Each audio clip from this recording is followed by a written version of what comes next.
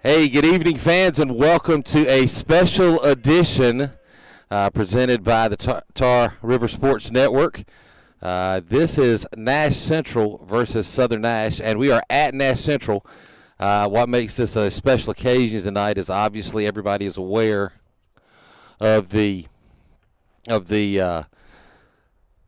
automatic stoppage of all sports done so by the NCHSAA, and this will be possibly the last baseball game, definitely until April 20th, which was the date deemed by Nash County Schools to wait to resume play, obviously based on the outbreak of the coronavirus. So we're really pleased to be here. We were scheduled only to do the home Southern Nash games. However, through the graciousness of Coach Willie Langley and Nash Central High School, they allowed us to come and stream this game tonight for everybody to see. And as you can see on screen, there behind home plate, you see both logos for Southern Nash and for Nash Central. And I have to say, that is ultimate class act right there in Coach Langley and the Nash Central Bulldogs for allowing us to share their senior night, as this will now be recognized as a dual senior night just in case play is not allowed to resume this season. So here just momentarily we're going to be bringing out the seniors and the parents from each of the teams, and I think they're going to bring them out together, first a Nash Central, then a Southern Nash, and rotate back and forth. We're going to have a camera hopefully to cut down there and get you some close-ups of that. But we're very excited and very proud of our seniors. I know this is a big disappointment for them, and hopefully we'll be able to get back for the last couple of weeks of the season and hopefully some postseason play. But there again, that's just going to depend on God and what he's got to decide to put on us. So obviously, tonight's game is sponsored by Baker Professional Services, as the entire baseball season has been. We will continue to support Baker Professional Services as he continues to support the Tar River Sports Network and the Southern Nash News. So we'll be getting things underway here momentarily. While they're taking a little in out here, probably enjoying watching that on the screen as you're listening to my mouth. I'll go through some lineups here. So starting for the Nash Central Bulldogs, well, I tell you what, we're not at Southern Nash, so we'll do Southern Nash, the visitors, first. Starting batting first and playing second will be senior Dylan Alford. Batting second, starting at shortstop, senior A.J. Jones. Batting third, starting in center field, the junior Isaiah Bland. Starting at the pitcher's position will be Trey Mizell, and then batting fourth and DHing for Trey will be senior Luke Watson. Starting at third and batting in the fifth position is freshman Landon Baker. Starting at first and batting in the seventh position, senior Matthew Horgan. He's batting sixth, batting in the seventh position, and starting in left field, senior Brandon Strickland. Starting in right field, batting eighth, senior Bradley Peace, and starting behind the plate at catcher and batting ninth, the senior Jackson Thornton. For the Nash Central Bulldogs, starting out, leading off, it'll be Michael Drake, the junior shortstop. Batting second will be the second baseman, freshman Connor Whitley. Batting third and pitching will be the senior Hunter Schrader. Batting fourth, batting cleanup, and starting at third base, senior Scott Henry. Starting at first and batting fifth, his twin brother, senior Sean Henry. Batting sixth will be the DH, Brendan Lewis, and he'll be DHing for Mackay Frazier, who will be starting in right field. Batting seventh, the starting catcher, junior Austin Wills.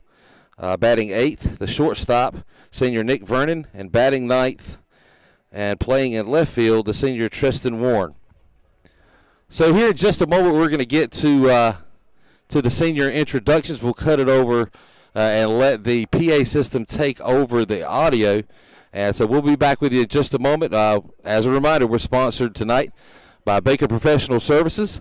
This is the Tar River Sports Network, and I'm Brent Cole doing your commentating tonight, and we'll be right back in just a moment.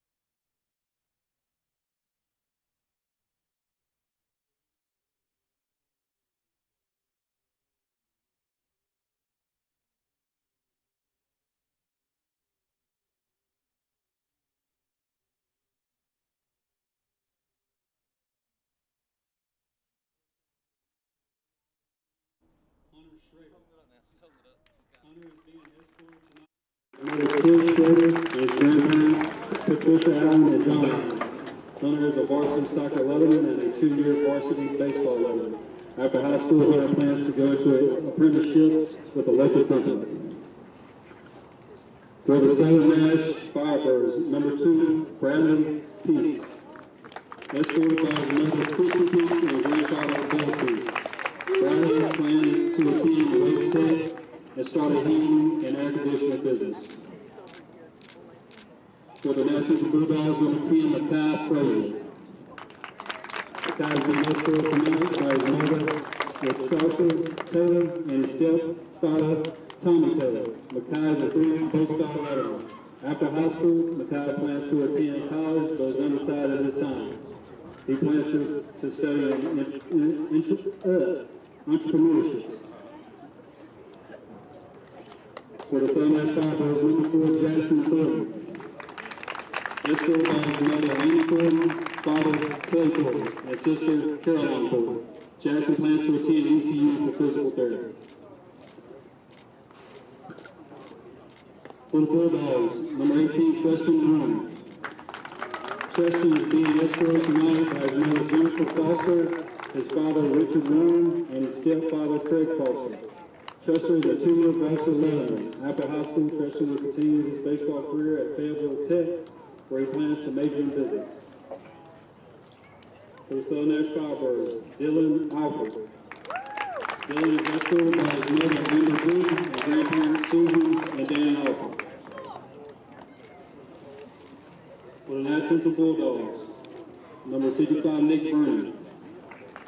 Nick is being escorted by his mother, Patricia Vernon, and his dad, Alan Vernon. Nick is a 3-year varsity letterman in baseball. After high school, Nick will continue his baseball career at Methodist University, where he plans to major in business and criminology. For the Firebirds, number 6, Brandon Strickland. Brandon is escorted by his parents, Jamie and Amy Strickland. Brandon plans to attend Nash Community College for welding. For the Bulldogs, the twins, Scott Henry and Sean Henry. Scott and Sean are escorted tonight by their parents. They will both major, or Sean will major in health and fitness science, and Scott will major in graphic design. For the Firebirds, Matthew Horgan. Matthew is escorted by his mother, Andrea Horgan, dad, Shannon Horgan, and sister, Jasmine Horgan. Matthew plans to attend UNC Pembroke and study biology. Also for the Firebirds, number 13, A.J. Jones. A.J. is escorted by his parents, Andy and Stacy Jones, and sisters, Miller and Audrey Jones. A.J. plans to attend Gardner Webb and play baseball while majoring in history and minoring in education to be a future high school coach. Also for the Firebirds, Luke Watson. Luke is escorted by his parents, Kevin and Kathy Watson. Luke plans to attend Nash Community College and study welding. And finally for the Firebirds, manager, Jack Johnson. Jack is escorted by his father, Tim Johnson, and brother, Nick Johnson.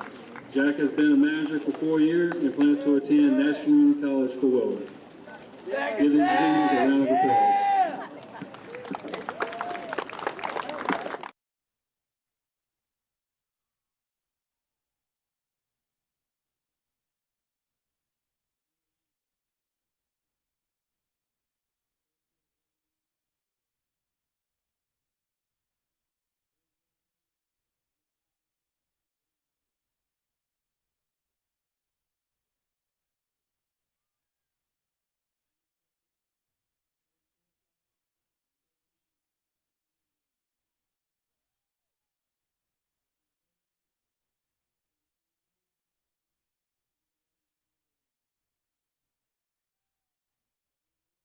Designated hitter number 16, Luke Watson. Batting fifth and playing pitcher, number 19, Trey Mizell.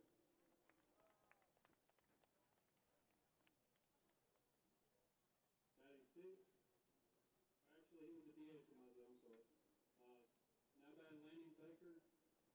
third base number 8. Batting 6, play first base, number 9, Matthew Irvin. Batting 7, play left field, number 6, Brandon Strickland. Batting 8, play right field, number 2, Bradley Peace. Batting 9, number 2, and playing catch position, number 4, Jackson Gordon. Subs are number 7, Luke Cabo, number 15, Mason Palm, number 10, Matthew Hill, number 18, Tanner Baker, number 17, Carson Becker. Head coach, Todd Brewer, assisted by Chris Pace and Miller Jones, with manager Zach Johnson.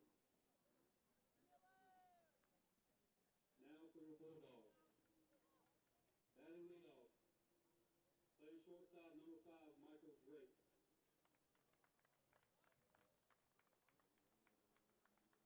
Batting second and playing second base, number 3, Connor Whitley.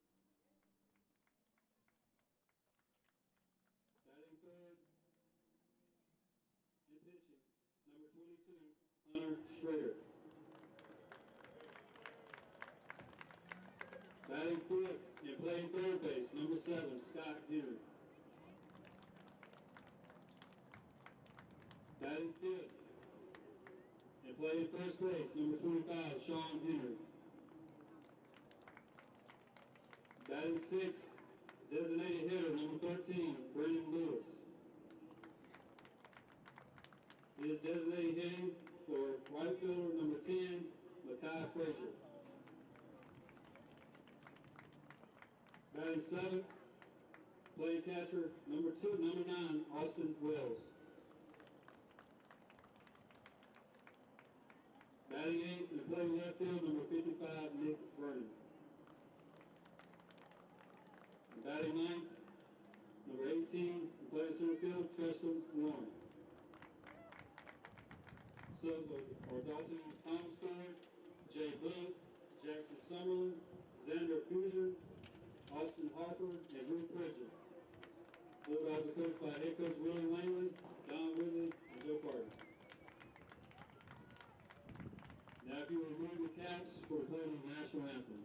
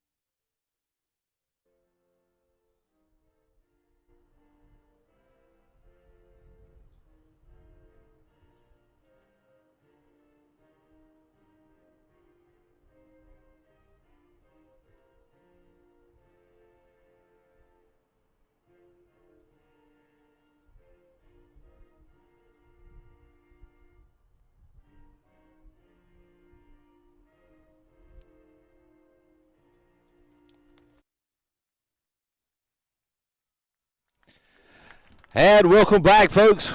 Tonight we are live from Nash Central High School between Nashville and Rocky Mount, North Carolina, as the Nash Central Bulldogs host the Southern Nash Firebirds in the dual senior night and the last game before the break in the season brought on by the coronavirus. So we'll be getting ready to get things started here in just a moment.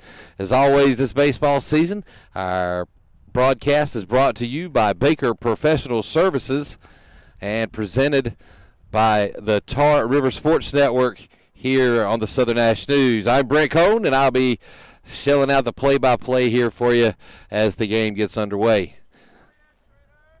As we look down at the coaches' meeting, as head coach Todd Brewer of the Firebirds and head coach Willie Langley of the Bulldogs meet at the mound for the last minute discussion of rules and presenting of the cards to the umpires. And we'll set to get things here underway in just a moment. So, once again, Firebirds tonight, we are away, so they will be batting first. We're the visitors. First three up to bat, Dylan Alford starting at second base. A.J. Jones moves up to the second position, followed by Isaiah Bland batting in third. So that's your 1, 2, 3 coming up here in the top of the first, as all three of those guys have moved up in the lineup. Batting cleanup tonight will be Luke Watson. Big Mossy Oak is DHing for the pitcher Trey Mizell tonight.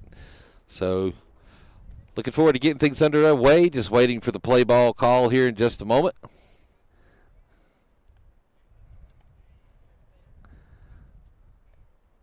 So we'll be back as soon as they get ready to throw the first pitch. We'll be right back.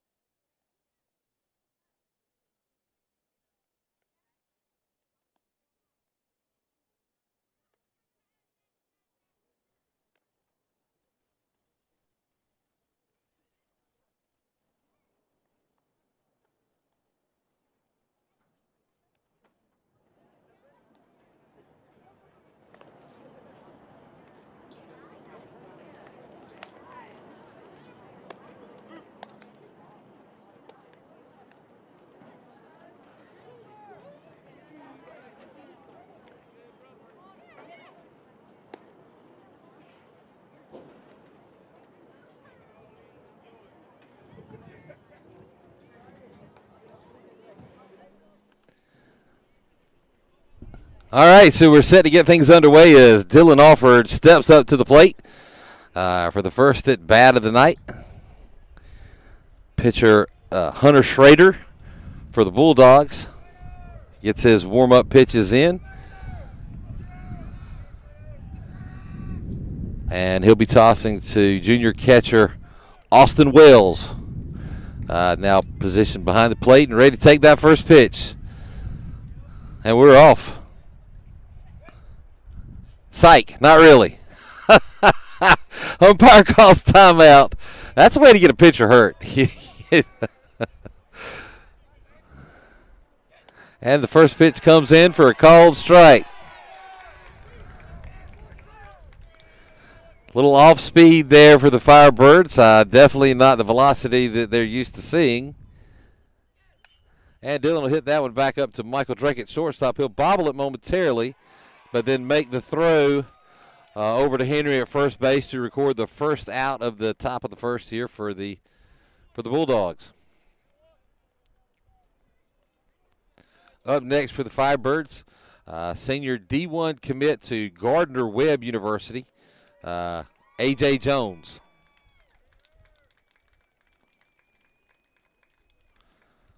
And Schrader, the senior, will get the start as Coach Willie Langley will come out. Give him a big thank you as he faced the first batter and records the first out. And the senior, Sean Henry, will take over at the mound from here. And junior Jay Bullock will check into the lineup at first base as they sub out Hunter Schrader for the evening.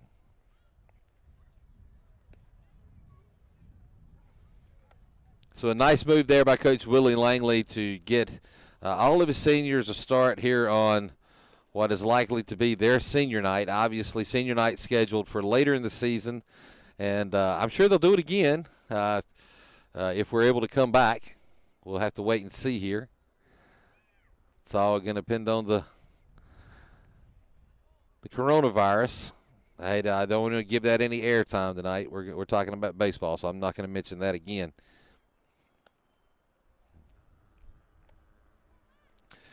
Last week's game, Southern Nash actually lost to the Nash Central Bulldogs by a final score of 7-5. Southern, going into the fifth inning, had the lead up 4-1. Sean Henry was the pitcher that came in the first inning after their starting pitcher gave up 4 runs early, and he pitched the rest of the game, only giving up 1 more run as the Bulldogs were able to come from behind and beat the Firebirds. So Firebirds looking to get a little more production out of their bats with Henry than they did last week, as A.J. Jones will now step to the plate with 1 out here in the top of the first. And he'll take strike 1 from Henry. In the game just the other night against Southwest, there was a lot of first pitch strikes that were watched by the Firebirds, and A.J. will take ball 1 there as we even it up. A lot of first pitch strikes were watched. So we'll see if they get a little more aggressive tonight at the plate. As Jones takes ball 2 and runs the count to 2-1 against Henry.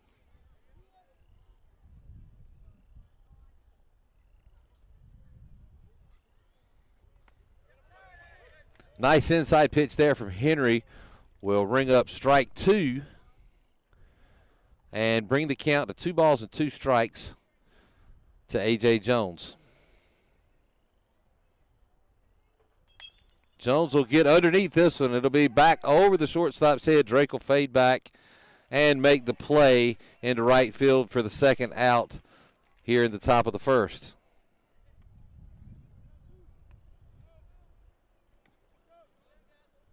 So I'm sure you notice a little bit of different camera angle tonight. We are perched high above the press box here at Nash Central, which actually doubles for the football field and the baseball field. It's almost like being in the Carrier Dome with Syracuse for basketball and football. As Isaiah Bland steps up for the third at bat and gets just a piece of it for strike 1. So Isaiah Bland definitely not going to sit back on first pitch strikes. Just could not connect with that one.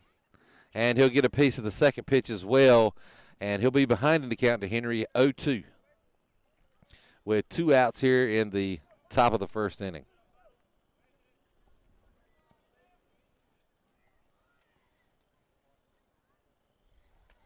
That one will bounce in front of the plate and then off the mask of catcher Austin Wills. He blocked it. And that'll be ball 1 for Isaiah Bland.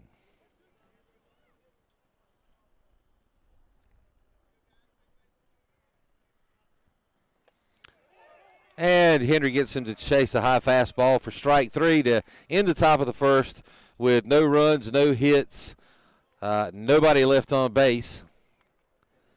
As we go to the bottom of the first, as the Nash Central Bulldogs will come to bat, leading off with Michael Drake, followed by freshman Connor Whitley.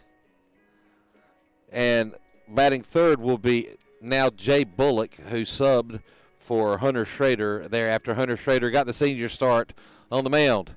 So we'll be back in just a moment after the warm-up. So once again, tonight's game brought to you by Baker Professional Services here on the Tar River Sports Network. We'll be right back.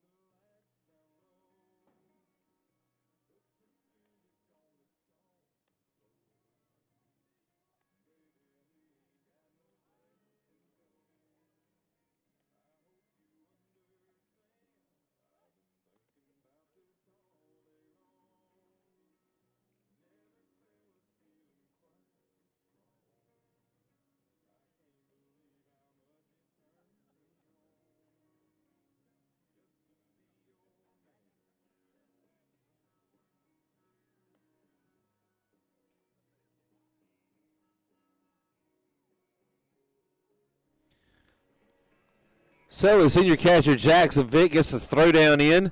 We'll get ready to start the bottom of the first here with junior Trey Mizell on the mound.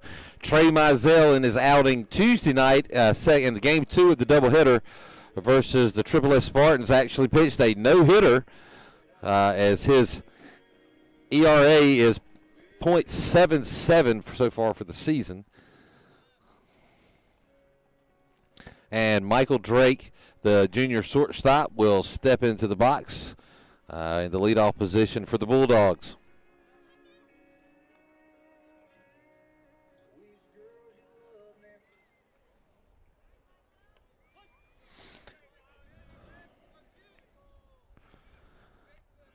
And Mizell will pitch one low for ball 1.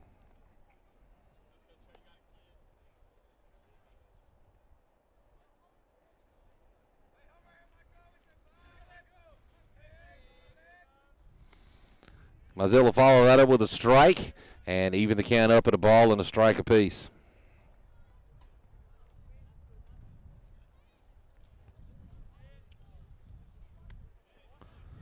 And he'll catch the lower half of the strike zone there for strike 2 to Michael Drake.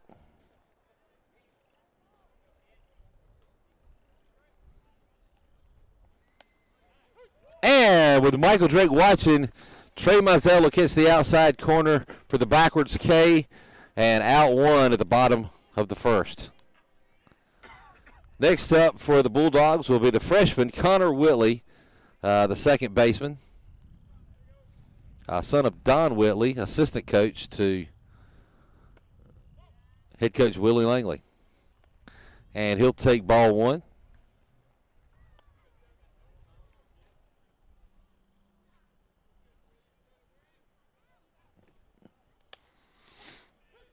And just like the first at bat, Mizell will follow up ball 1 with strike 1 on a high inside fastball.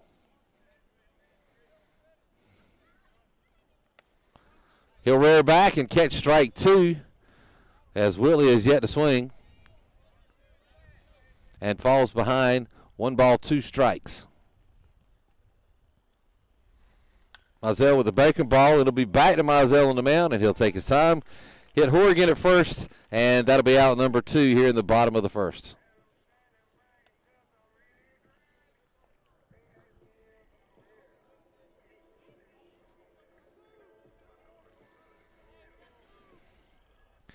And that'll bring junior Jay Bullock to the plate.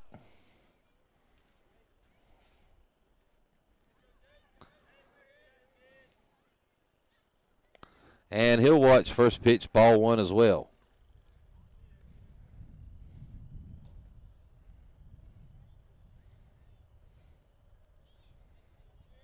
Bullock known to have a pretty high baseball IQ. We'll see if he takes that first pitch strike, and he does. And the third batter sees ball 1, strike 1.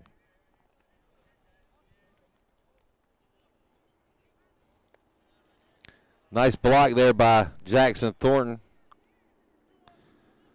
as the count runs to 2 balls and 1 strike to the junior Bullock.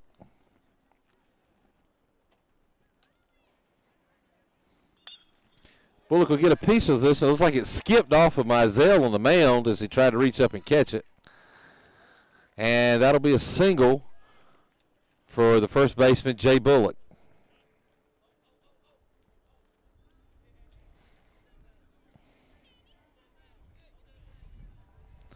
That'll bring up the cleanup batter, senior and part 1 of the twin combo, Scott Henry. Scott starting at third base tonight for the Bulldogs. Nice move there from Mizell, but Bullock will reach back and grab the base for safe, and he'll stand up and regain his lead. So back-to-back throwovers to first.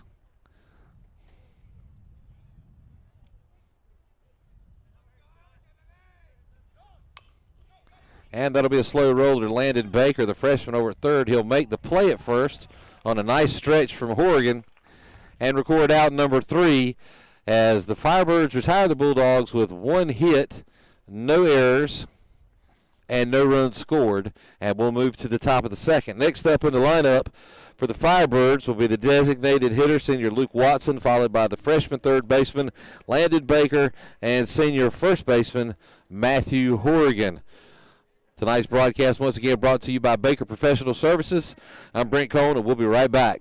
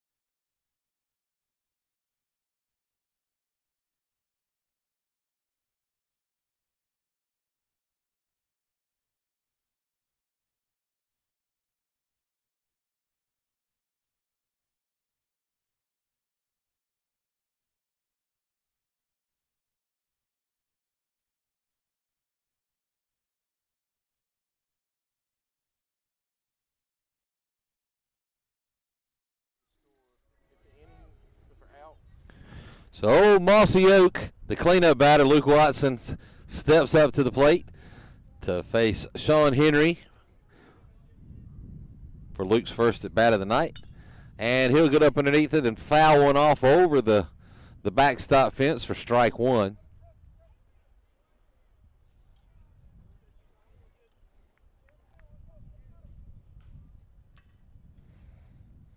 And he'll get one down the third baseline. It's going to be called foul by the home plate umpire, and Luke will head back to the bat with 2 strikes and no balls.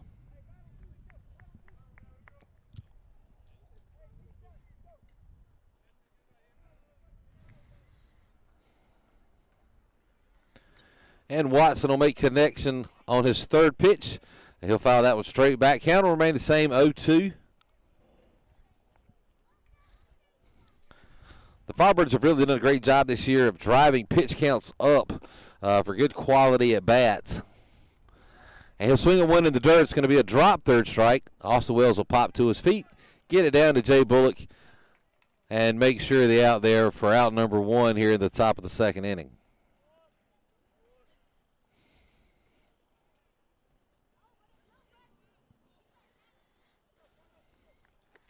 That'll bring the freshman Landon Baker to bat. Landon getting his first start at third base tonight.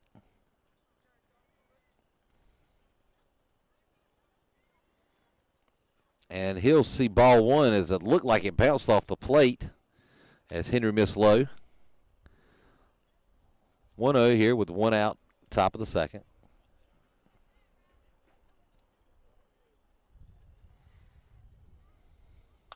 Baker will sit back on one. It'll be just out of the reach of the second baseman, Connor Whitley, and that'll be a stand-up single for the freshman Landon Baker.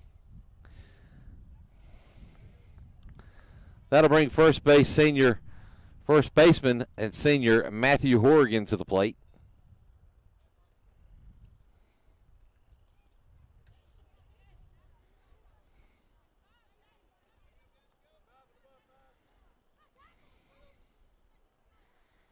Baker will take his lead. The pitch will come, and Horrigan will foul one up this way, and it'll go just over our heads.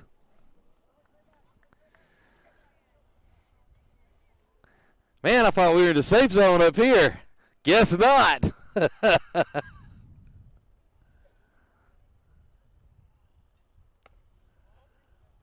And he'll take the second pitch for ball 1.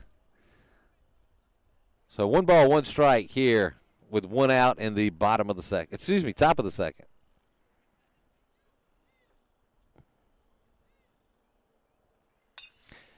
Horrigan will make great contact on that one. The center fielder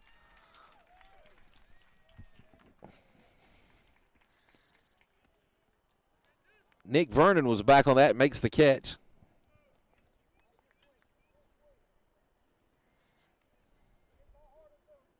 Excuse me, that was Treston Warren playing center field for the Bulldogs. That'll be 2 outs now for the Firebirds, with senior Brandon Strickland, the left fielder, coming to bat. He'll foul one back out of play for strike one.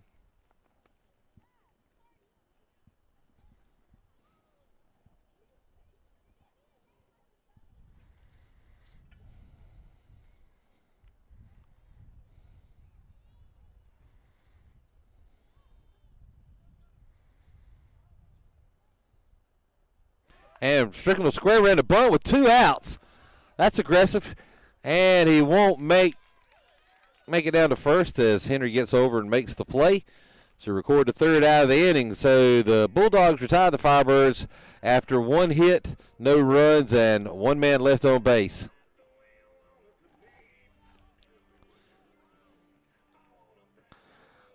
So a nice defensive battle here thus far between the pitchers, Trey Mizell and Sean Henry.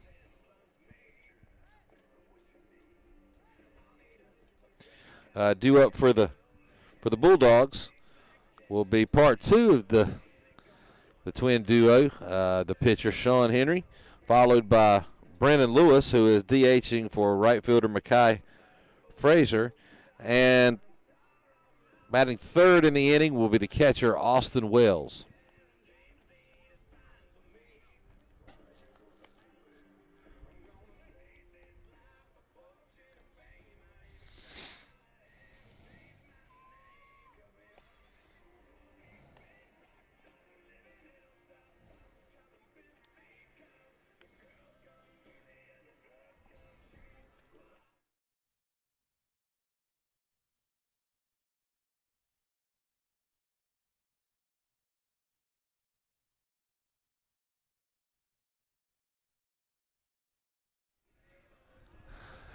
And as the buzzer sounds, we'll head to the bottom of the 2nd inning.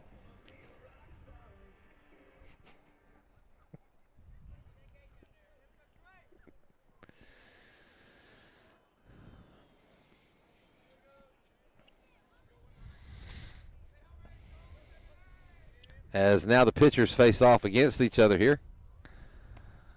And Mizell leads off with a strike here in the bottom of the 2nd. All 4 batters in the 1st inning saw ball 1 on the first pitch. And Henry will turn on that one straight to Landon Baker at 3rd.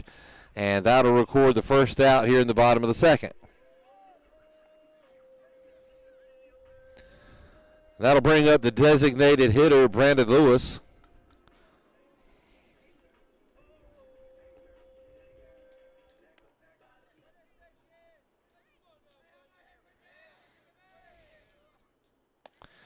And Brandon Lewis will take a hack for strike 1 as Trey Mizell working on his efficiency in this inning as he's only thrown 3 pitches so far this inning. He'll go high and out for ball 1, and that'll even the count up at 1-1 with 1 out here, bottom of the 2nd. Curveball. Lewis will reach back and grab it. However, Mizell will make the play. Over to Horgan to record out number 2.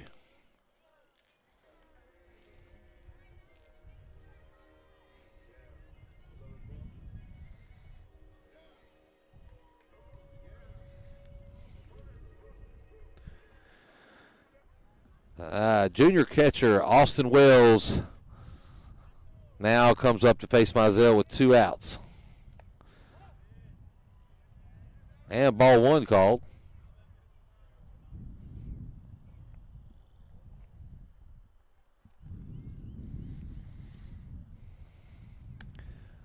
Mizell will reach back and grab a strike out of the bag to bring the count to 1 ball and 1 strike. 2 outs here, bottom of the 2nd. Austin Wells went 3 for 4 in Southern Nash's last meeting with the Bulldogs, and he'll take ball 2 here.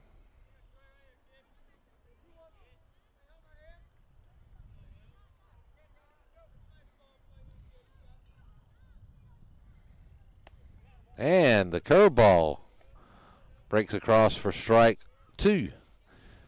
2 balls, 2 strikes, 2 outs here in the bottom of the second inning.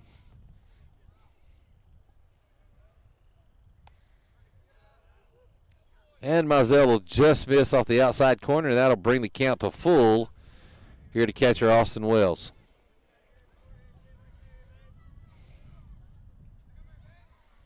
Wells, aggressive, will take a big hack for strike 3, and Mizell will retire the side.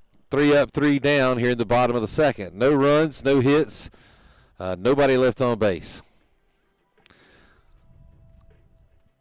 So due up for the Firebirds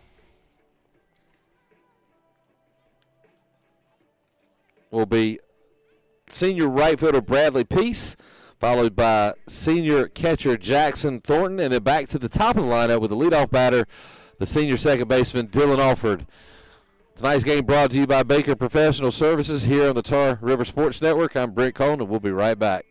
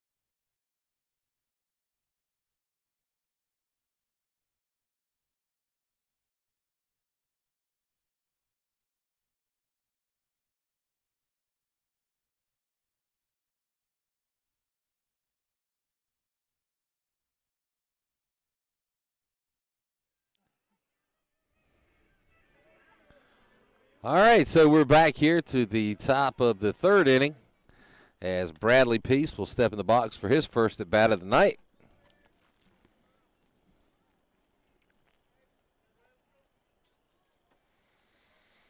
Bradley Peace, who checked into the game late last week versus Nash Central, reached on a drop third strike in the bottom of the seventh,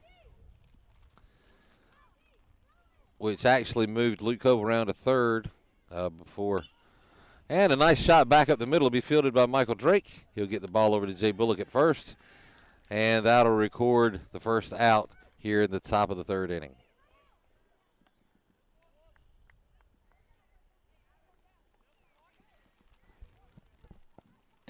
And both games, both last week and tonight so far, Michael Drake, a big factor defensively for the Bulldogs. Actually made some great plays last week. That one was a little tough, but made it look easy almost as Jackson Thornton comes up for his first at bat of the night and takes ball 1. Jackson actually the only Firebird right now batting 1,000. He's had 2 at bats. He's had a double and a single. All right, so we're back live. Sorry about that, folks. We had a power outage up here. Not sure what happened. We lost power. There's been a little bit of stuff that's happened. You can see the score now being 1-0. Jackson Vick came up second in the inning after Bradley Peace grounded out at first. Jackson Thornton takes a walk to first base. Bunt single by Dylan Alford moved courtesy runner Tanner Baker, who was in a run for Jackson Thornton, over to second. Dylan Alford safe at first. A.J. Jones comes up and hits a double to left field on a rare backside hit for A.J. Jones that scored Tanner Baker, moved Dylan Alford to third, and A.J. Jones now stands at second. Isaiah Bland came up, round the count full, timeout called by Willie Langley, and Sean Henry comes back and delivers the next pitch for strike three to record the second out of the inning. Big Luke Watson bump, and he'll hit one back up the middle. That's going to score Alford. And they're going to turn A.J. Jones. He's going to head home, and he's going to score safely. On the big single, the two-out single by Luke Watson to move the Firebirds ahead by the score of 3-0 here in the top of the third inning.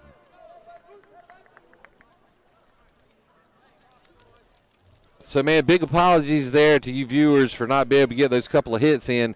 The bunt from Dylan Alford was not a typical bunt. It was almost like a pop fly, went just over the head of the pitcher, Sean Henry, which allowed him to reach because it was really out of play for Michael Drake and Connor Willie. The double to left field was just off the hands of the left fielder, Nick Vernon, as he was not able to come up with it, and that put A.J. at second with 1 RBI. And then, of course, you saw the 2 RBI single there by Luke Watson, and that brings us where we are now with the freshman Landon Baker, third baseman tonight, as he stands in and takes strike one for the 0-1 count here with 2 outs, and Luke Watson, the runner on first base. Landon Baker turns on one back up the middle for his second hit of the night, and the center fielder will run by it. He's going to leave it laying. That's going to allow Luke Watson to get all the way to third, and Landon Baker will round as he stretches the single into an extra base hit. And Southern Nash now has runners on second and third with 2 outs. And Matthew Horrigan, the first baseman, coming to bat here in the top of the third inning. So Southern starting to be able to string some hits together. 4 straight base hits, 3 singles and the double.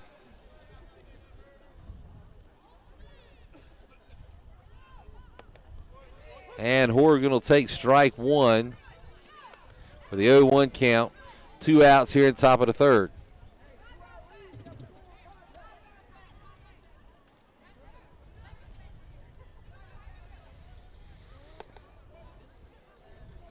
That one comes in low for ball one.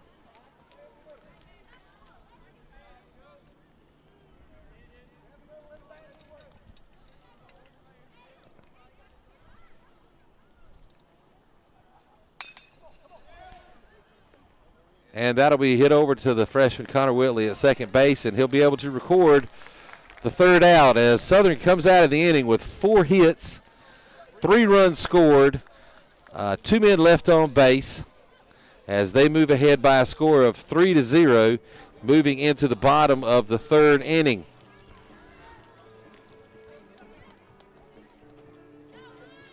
So a great inning there for the Firebirds to move into the 3-0 lead. And I'm not sure if we can see the actual scoreboard in the shot there, but it is incorrect, showing 2-0 on the scoreboard. Tanner Baker, Dylan Alford, and A.J. Jones all scoring in that inning, as Jones had the 2 RBIs. And Luke Watson had the 2 RBIs, and A.J. Jones had the 1 RBI. So we move into the bottom of the third now.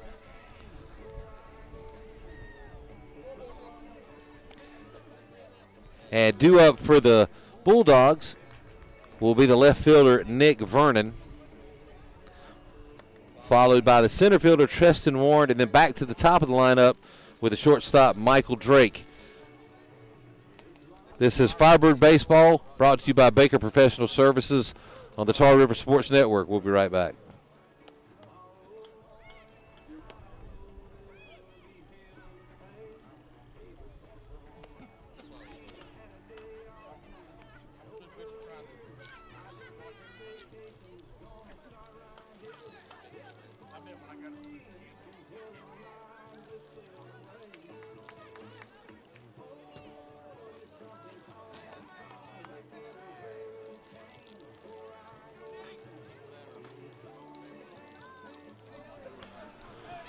All right, and Nick Vernon steps in for his first at bat of the night.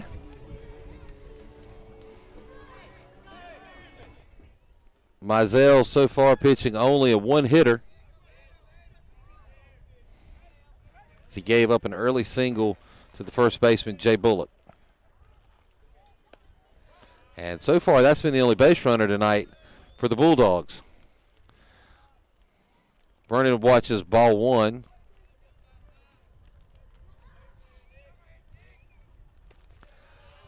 And Mizell will come back high for ball two here. So this is the first time Mizell's really been, if you could call this behind, real behind in the count, at 2-0 with no outs here at bottom of the third. And he'll start to play catch up as he hits his first strike. Count now 2-1.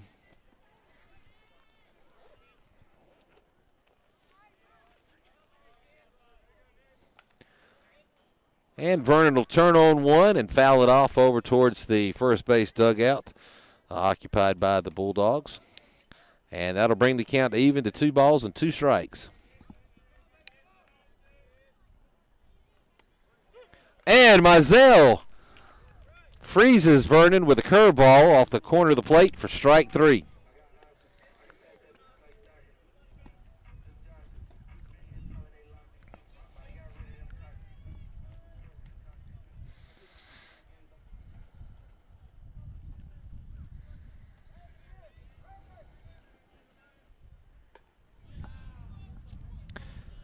And the first pitch will be ball one for Mizell, who's decided he wants to work from behind this inning, as he faces the center fielder Tristan Warren. And quickly he goes behind again, 2-0 in the count.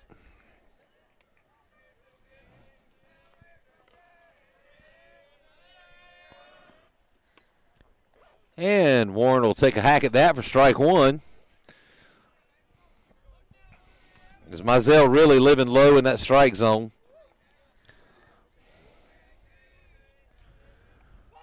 And the curveball will go, try to be bunted there by Tristan Warren. That'll go foul over toward the third base dugout occupied by the Firebirds. And that'll even the count up at 2 balls and 2 strikes. 1 out here in the bottom of the third inning.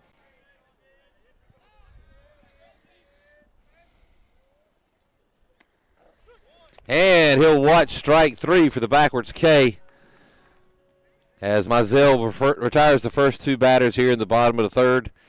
And the Bulldogs now move back to the top of the lineup with the shortstop sophomore Michael Drake.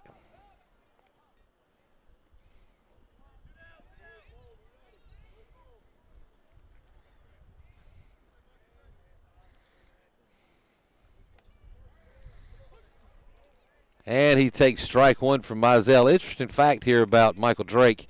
Growing up, not a lot of organized baseball. Didn't really start playing until he got to middle school. And the talent level of this young man is pretty impressive, knowing he really got into the game late. And he now evens the count up in 1 apiece with Mizell. He'll take a hack for strike 2 as Mizell's ahead in this count with 2 outs here in the bottom of the third inning.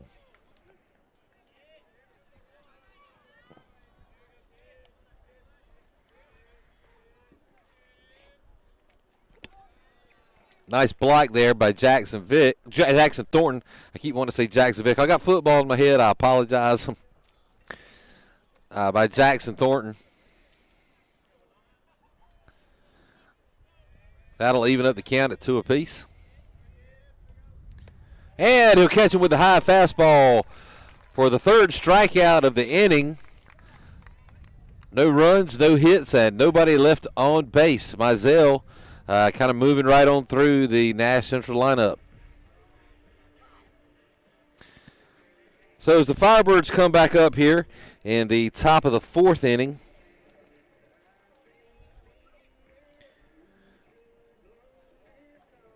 due up will be the left fielder Brandon Strickland, followed by the right fielder Bradley Peace, and rounding out the top 3 batters of the inning upcoming will be Jackson Thornton, the senior catcher. I'm Brent Cone, and we'll be right back.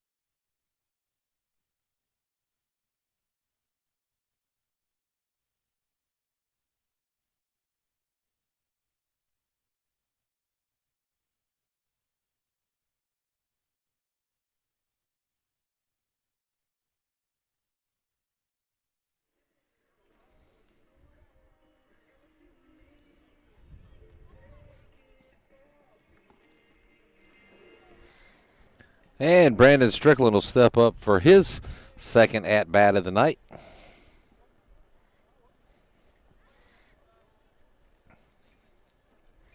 Lost my note here, but I believe Brandon was the victim of a strikeout at his first at-bat, and he takes strike one here. No, that was a ground out. Brandon Strickland was a ground out, not a strikeout. I correct myself. And he gets a shot off to right field. Mackay Frazier is going to be burned as he turned the wrong way, and Brandon Strickland will have a leadoff double here in the top of the fourth inning.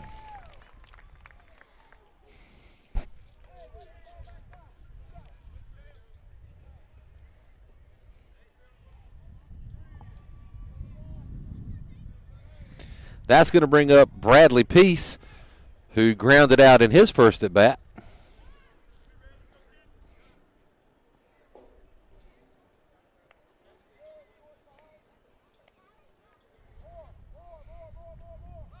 And he's going to square down to bunt.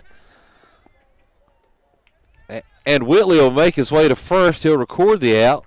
And that'll move Brandon Strickland around to third base on the sac bunt.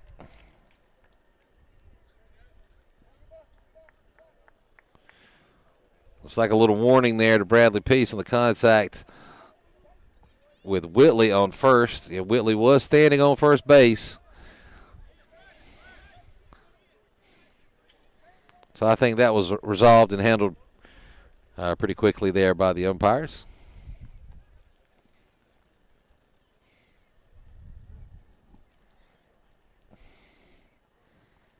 As head coach Todd Brewer's got something to ask the umpires about. I guess he's wanting to know what happened over there on the first base side. Looks like there was a warning issued to Bradley Peace, and I think Brewer's wanting to clarify on that, as he has a right to the base just as much as the first baseman. The first baseman was standing on top. The second baseman, Connor Whitley, was standing on the base when the contact occurred. So apparently they got that situated. We'll go back to play here as Jackson Thornton steps into bat. Jackson started the damage in that last inning as he was the second batter of the inning got walked, and that started the three-run scoring attack by the Firebirds. And Thornton will take a high one there for ball one.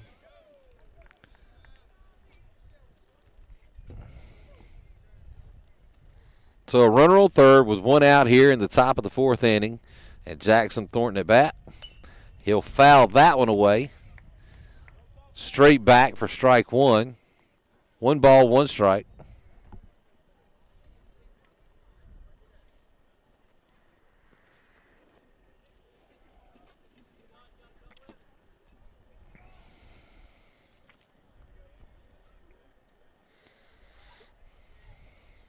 And he'll square around the bunt. He'll pull back. Looking for the suicide squeeze there, trying to get the run in.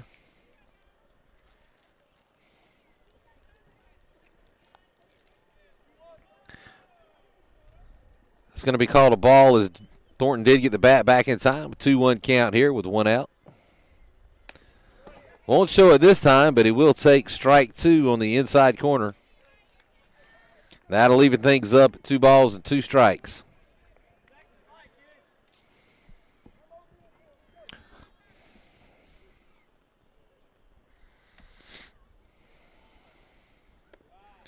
And that was going to be over Thornton's head for ball 3 as the count now runs full.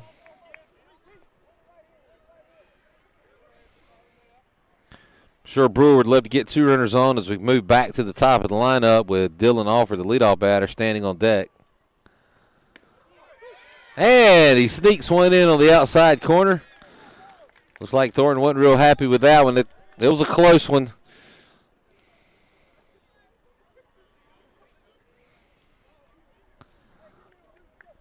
However, that's going to be out number 2 of the inning. Top of the 4th, and Dylan Alford coming to bat. Dylan bunted just over the head of pitcher Sean Henry in the last inning. And he'll take the low pitch for ball 1. Firebirds would love to get that runner on base. They're on third. Brandon Strickland love to get that run in and add to their lead by another score. And Alford will take strike 1 as Henry manages to even the count up at 1 ball and 1 strike.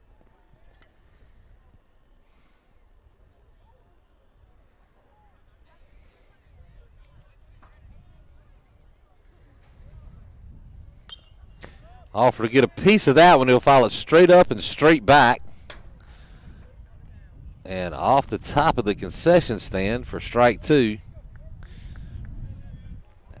As the senior A.J. Jones stands on deck and is hoping to get another situation with 2 men on and 2 outs, which is where he came in earlier. Alford gets up underneath it. That was going to be trouble if it stays fair, and it'll tail off just foul. And Alford will come back to the plate with the same count, 1 ball, 2 strikes, 2 outs here in the top of the 4th inning.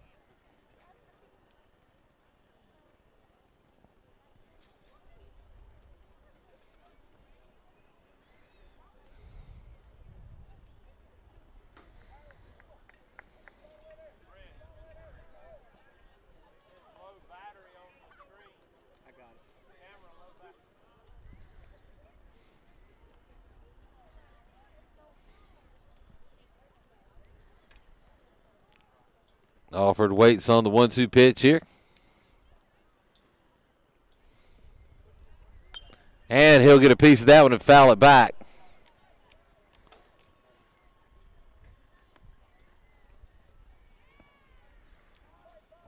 The 6th pitch of the at-bat upcoming. Only a 1-2 count, but it will be the 6th pitch. That qualifies Alford with another quality at-bat. Once again, as I mentioned earlier, Southern really having a lot of quality at-bats and running pitch counts up. He'll hit this one straight up. It's going to be out of play just over the fence on the third base side. Nearly fielded by head wrestling coach Eddie Coble, who could have. You should have had that. You should have had that.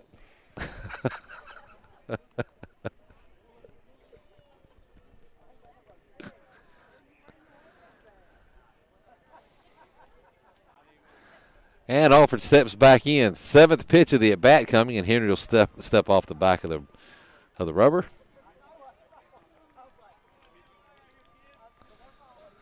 As head coach Willie Langley's got to be concerned as the pitch count climbs and climbs. Looks like he's not really satisfied with the pitch call he's getting.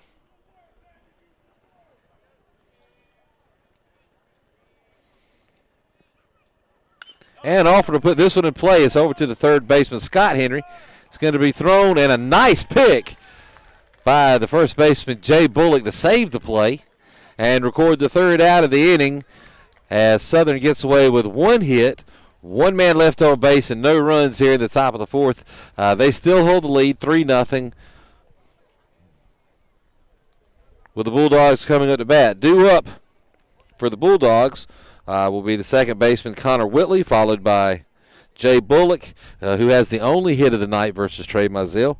And then Scott Henry, the third baseman, will round out the top three batters as we come back. Once again, we're sponsored tonight by Baker Professional Services. We are the Tar River Sports Network, here presented by the Southern Nash News. This is Firebird Baseball. I'm Brent Cohn, and I'll be right back.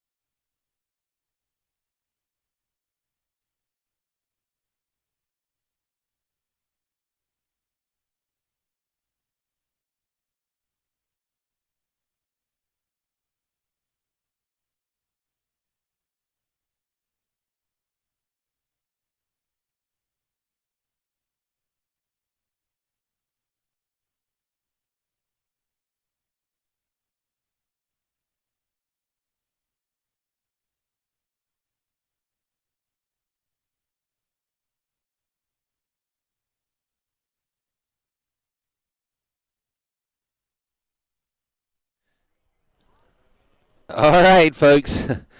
Sorry we had some blackout shots there. In the power surge a while ago, we had to switch to battery backups, and we're having to switch batteries as we go and keep batteries recharged. We're going to do our best to keep this thing coming to you. I tell you, if it's not the internet at Southern Nash, which, by the way, we have a great internet signal here, there's something going on with the power up here in the press box as Mizell falls behind in the count to Connor Whitley. 2 balls and 1 strike here in the bottom of the 4th inning. So once again, we apologize, and we're going to be fighting and do our best to keep this coming to you.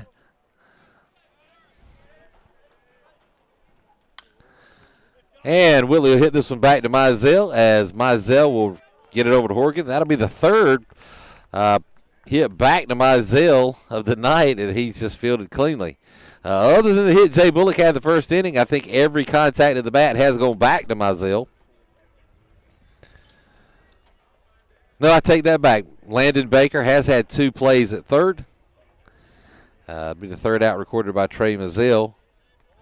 He's had 4 strikeouts tonight, and Jay Bullock will now come to bat with the only single of the night thus far for the Bulldogs. And he's going to take strike 1.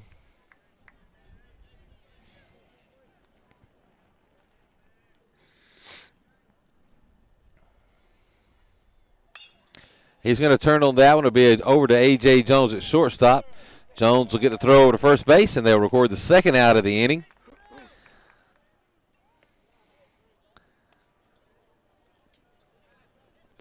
As Mizell is going to rely on efficiency, and ball's in play this inning. As he's only thrown, I think, 4 pitches. Ground out back to him, ground out to shortstop, and that'll bring up the third batter, the third baseman, Scott Henry. That was going to be outside, making Jackson Thornton work a little bit as he made a nice block over there.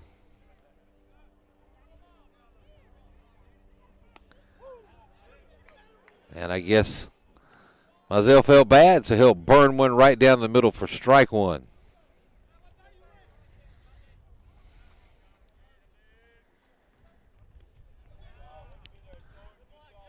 Jackson really working hard back there as the count runs to 2 balls and 1 strike.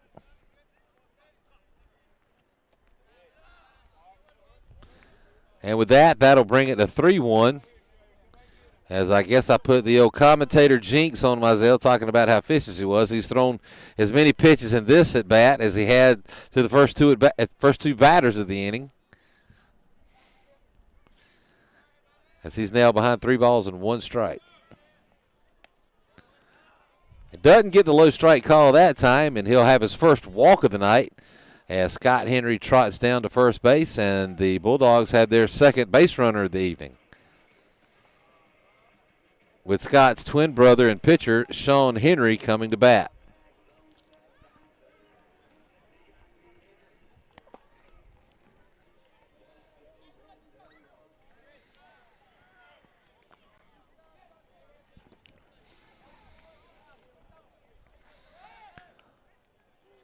Pickoff move over to Horgan. Nice save by Matt Horgan as he had to go over the top of Scott Henry to catch that baseball.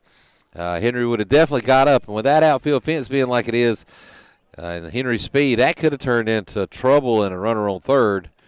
So nice save there by Horgan. And Mizell, in turn, delivers his first strike of the at-bat against Sean Henry. Pitcher versus pitcher here, and Mizell's in the lead 0-1. He'll miss to the outside to bring the count to 1 ball and 1 strike. 2 outs, bottom of the 4th inning, 1 runner on first.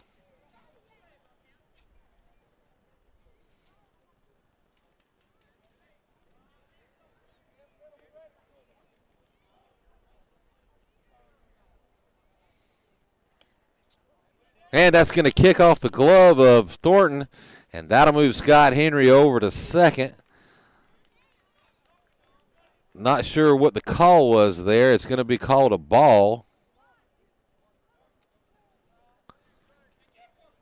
As that was high and tight inside. Looked like Henry wanted to take a swing at it, but he pulled back and gets the inside call for ball 2.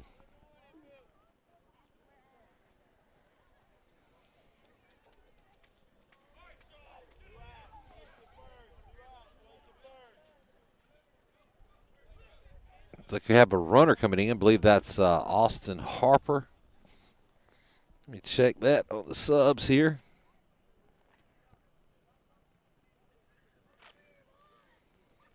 I believe that is Austin Harper in to run for Scott Henry. That'll be a pitch runner, as Scott Henry is the third baseman and not a catcher or a pitcher that would be allowed a courtesy runner. So back to the plate, 2 balls, 1 strike to Sean Henry. And he'll foul one back off behind home plate for strike 2.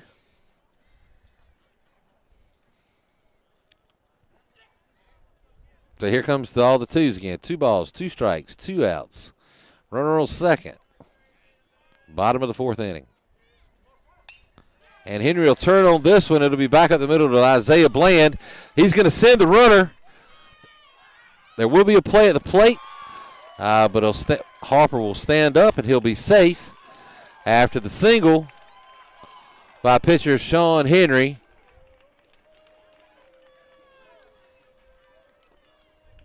And the Bulldogs cut into the Firebird lead, now 3-1. As Mizell gives up only his second hit of the night.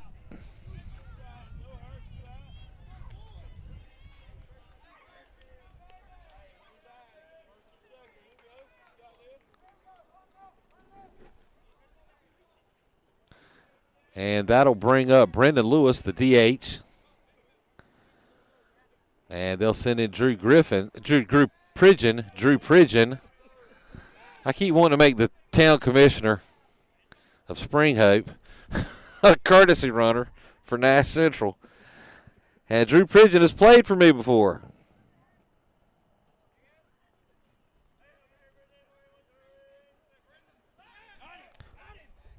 Well, that'll be 2 nice moves by Mizell over to first. Almost catches Pridgeon off his guard.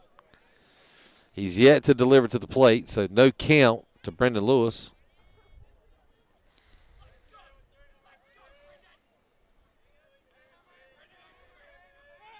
And for a third time, that one's not quite as close as the first 2.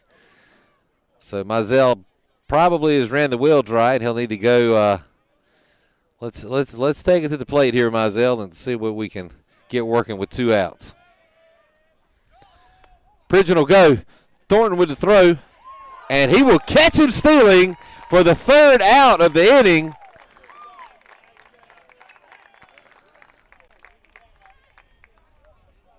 As Jackson Thornton with the big play catches Drew Pridgeon trying to steal second for out number 3. So the Firebirds will get out of the bottom of the fourth inning with 1 hit, 1 walk, and 1 run scored. Nobody left on base, and they'll still hold them to the lead 3-1.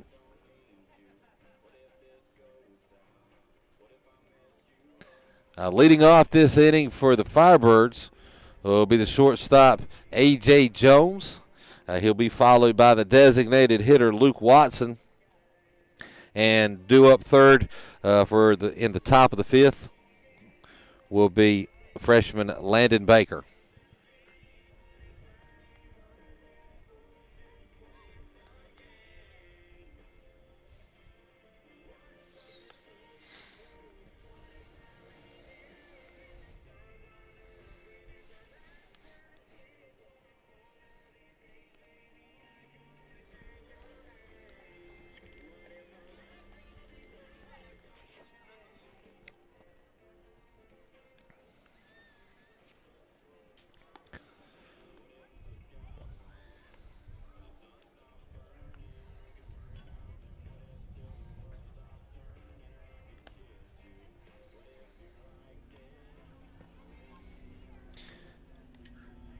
So Nash Central back on the field. Still no defensive changes in the game for the Bulldogs other than the switch after the first batter to take Schrader out, who was the starting pitcher.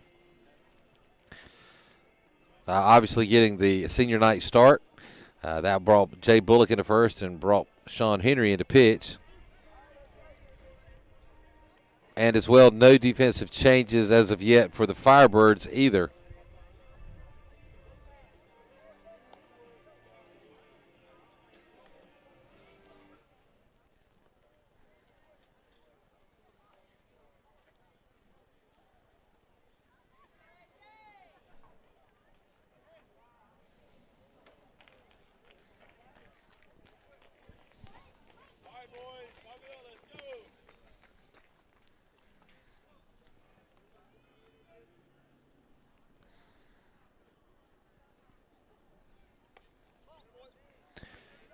And Henry will deliver ball 1 to A.J. Jones. A.J.'s had to deal with that a lot this season, not getting a whole lot to hit. And, of course, the one big hit he had against Triple S last week was the 3-run homer that was taken away when the official called it foul. And, of course, you've heard me talk about that before. Both camera and video footage showed that it was fair on the missed call.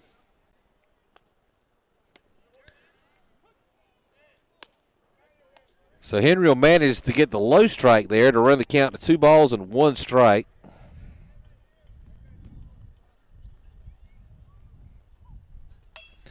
Jones will turn on that one. Bullock will make the play. Henry to rush over. And they're going to say that he beat Jones there on the close play.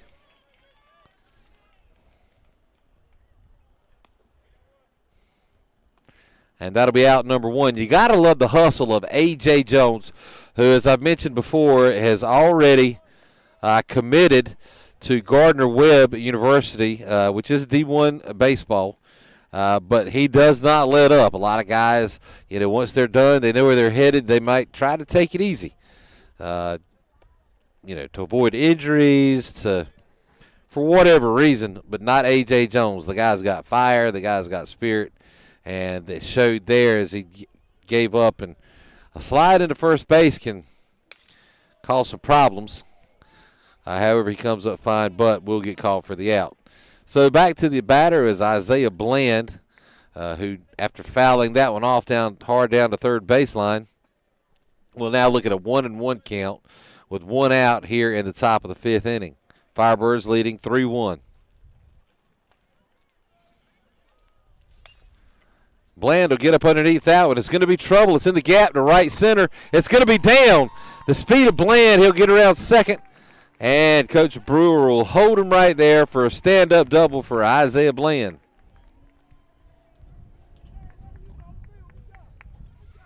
It's in the gap to right center. It's going to be down.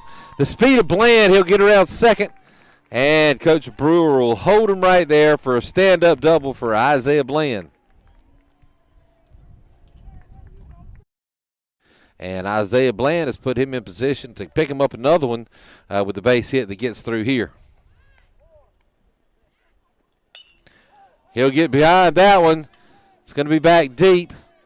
Brewer calling for the tag. And he'll beat it there.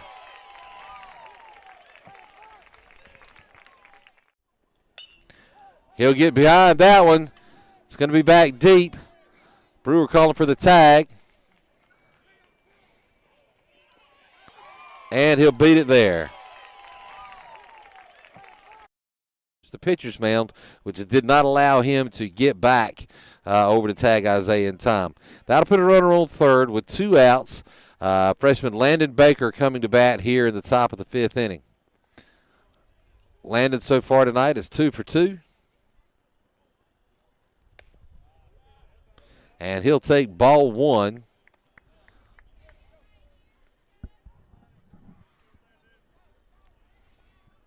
Landed with 2 singles tonight. One of them was able to stretch into an extra base as he ended up on second. And he'll foul that one straight back for strike 1. Count now 1 ball, 1 strike, 2 outs, top of the 5th inning.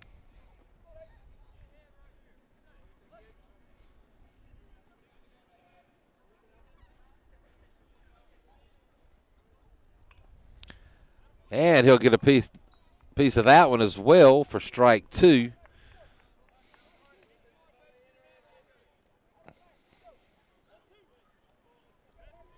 So this is a pitcher's count here with 1 ball and 2 strikes. I'd be looking for a little bit of junk. He comes back with a fastball, and Landon Baker comes up big for his 3rd hit of the night, and an RBI single to score Isaiah Bland, as the Firebirds have now moved ahead 4-1.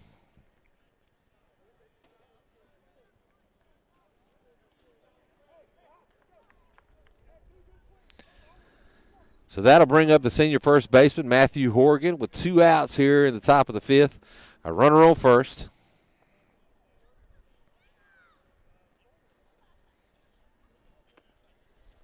And that pitch is going to be outside for ball 1.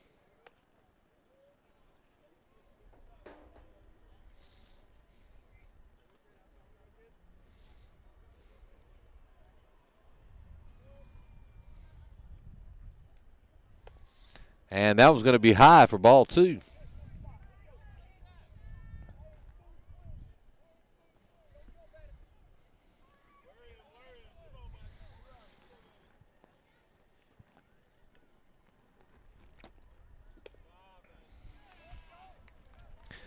And Horror going to watch ball 3 as he now way ahead in the count, 3-0 with 2 outs here in the top of the 5th inning. Runner on first.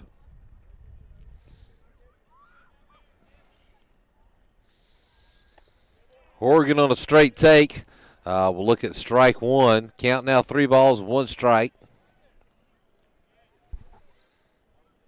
It's like Brewer definitely got to give him the green light here if it's there.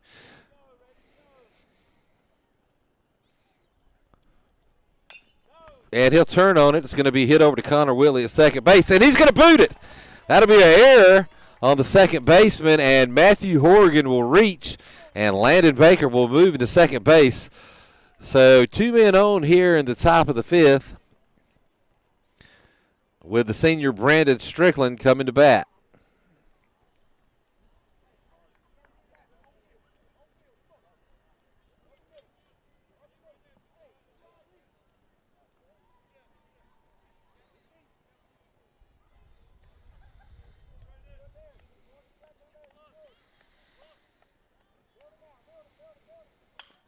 Strickland will hit one back up the middle. Whitley can't make the play. That's going to score Landon Baker. Coach Brewer will hold Matt Horgan up at third base. And Southern Nash will end up with runners on the corner with 2 outs. Another run scored on the RBI. Don't know if they're going to score Brandon with a hit on that. It took a nasty hop. Whitley really didn't have a chance at it as it went over his shoulder. I'd almost have to, as hard as that ball was hit, I'd almost have to give Strickland an infield single and the RBI as Southern now moves ahead 5-1. And Coach Willie Langley will go out to talk to his ace pitcher, Sean Henry.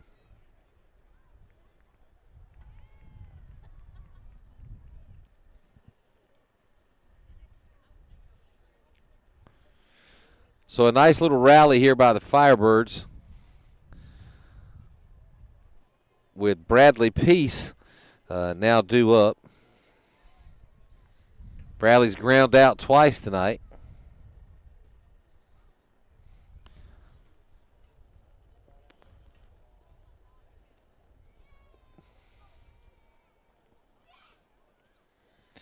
And it looks like Coach Langley's going to leave Sean Henry to see if he can get him out of this inning with 2 outs.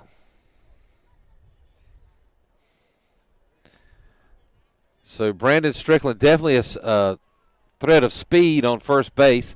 It's likely he'll get the go sign. And I'm sure Horgan would like to get a nice enough jump to see if they can catch him throwing at him. I'm sure Langley is ready for that. That's going to be in low for ball 1 to Peace. Horgan not showing there that he's going. Not Horgan, but Strickland. I'm sorry. Strickland not showing go there. He's creeping out a little bit far. And he'll hold back on that one as well. Looked to me like he was getting ready to go. He checked up. So that'll remain 2 balls, no strikes, 2 outs. Runners on the corners here in the top of the 5th inning. Southern still leading 5-1. Bradley Peace will take the big hack and foul it straight behind him for strike 1.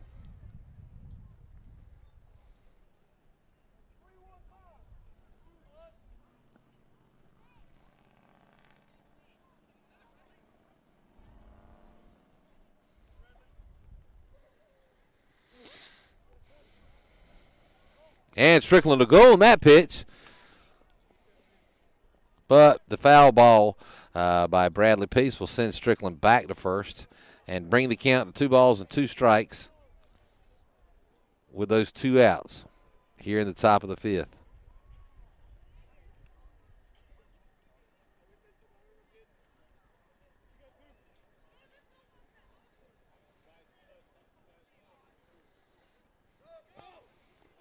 That's going to come in low and kick off the chest protector of Austin Wells as he has to block it. Nice block there by Austin to keep that out front. However, that will allow Brandon Strickland to go to second and bring the count to full.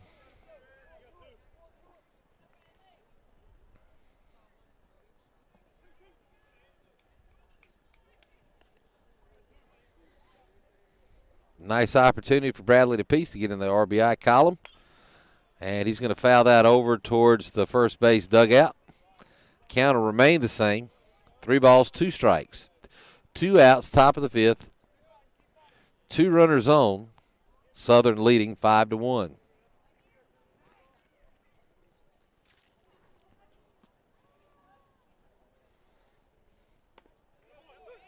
And Henry will catch the outside corner for strike 3 to get the Bulldogs out of the inning, stranding 2 runners, but not until after 2 runs have scored.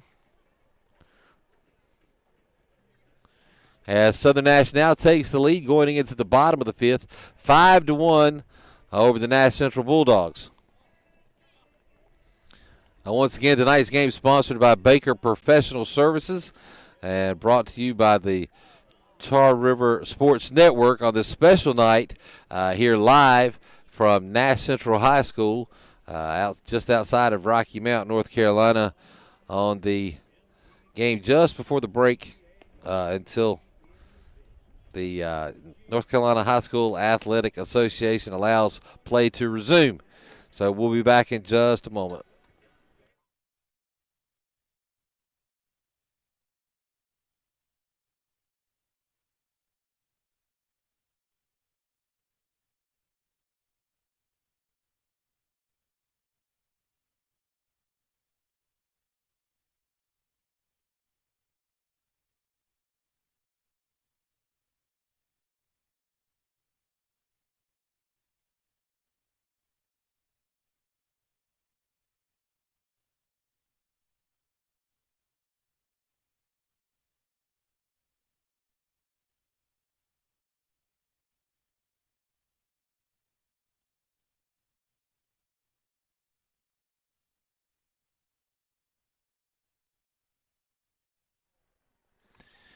So Brandon Lewis will be the leadoff batter. Brandon, the DH, who was left in the middle of his count as Drew Pridgeon was caught stealing in the bottom of the fourth by Jackson Thornton to end the inning.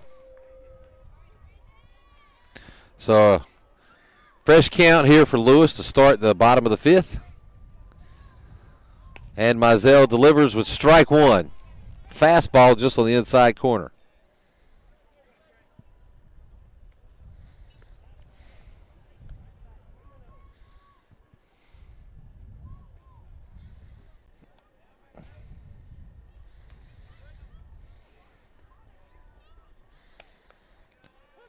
Another fastball catches the outside corner for strike two.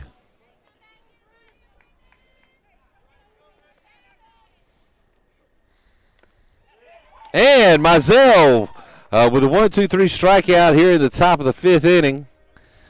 It was foul tipped and caught by catcher Jackson Thornton, so that'll retire Brendan Lewis. And we'll bring the catcher Austin Wells to the plate for his first at-bat. Austin Wells struck out in his first at-bat. Now, Austin did go 3 for 4 last week against the Firebirds. And he'll take strike one there, as Mizell has now thrown 4 straight strikes here in the in the bottom of the fifth inning. And he'll miss as the commentator jinx kicks in. I'm not saying anything about that again.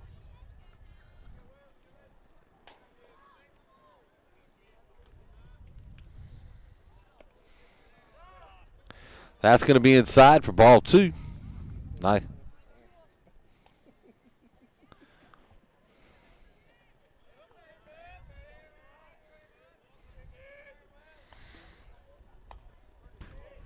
And Mizell will even the count up at 2 balls and 2 strikes with that fastball down the middle.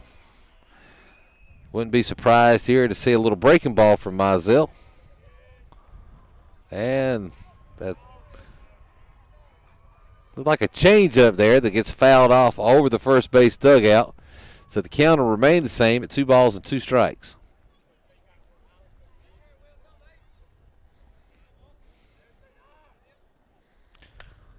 And Wells will turn on that one, be fielded by second baseman Dylan Alford. The play over first, and Horgan unable to come up with it.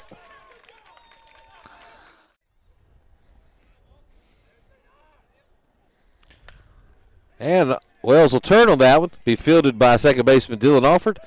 The play over first, and Horgan unable to come up with it.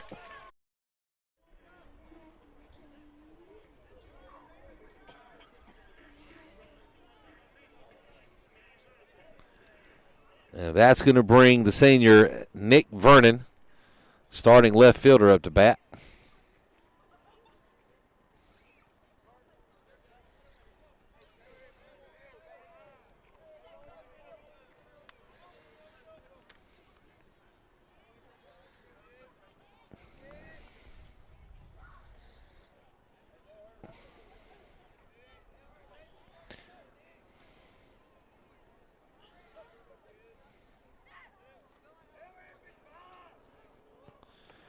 Be a high outside pitch for ball 1.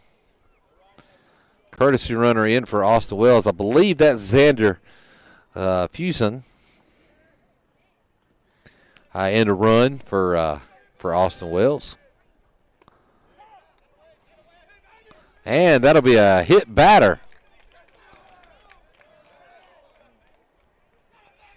So after the 3-pitch strikeout to start off the inning, an error and a hit by pitch will get runners on first and second. Obviously, Coach Brewer's got to be thinking reminiscent of last week versus Nash Central in the 5th inning when kind of things got going the same way, a couple of miscues, and the next thing you know, they're back in it. Score in that game was 4-1 when that went awry. And Mizell will come back with strike one. So it'll be interesting to see how long Brewer would let this go should things continue.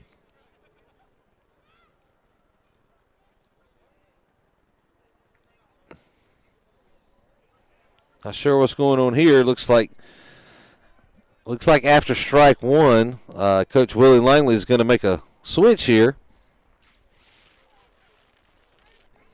and pull Treston Warren and bring in the sophomore Jackson Summerlin, who will inherit the count with no balls and one strike.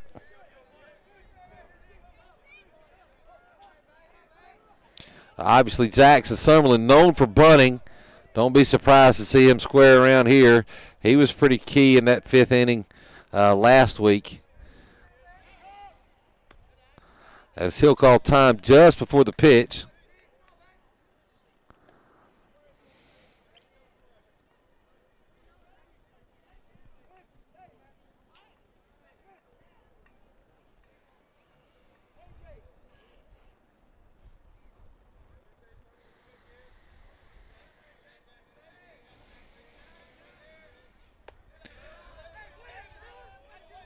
And that's just a little inside.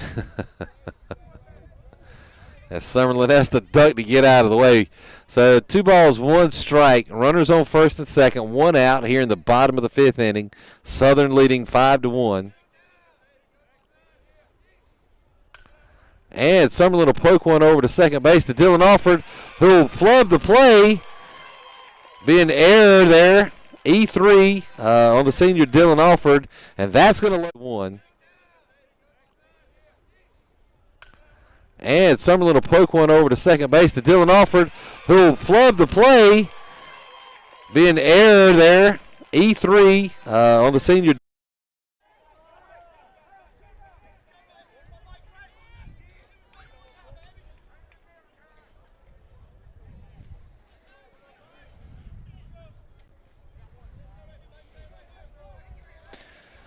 As they move the corners out.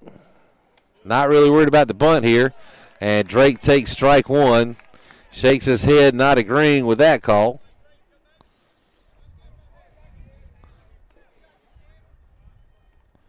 And he'll take a swing for strike two.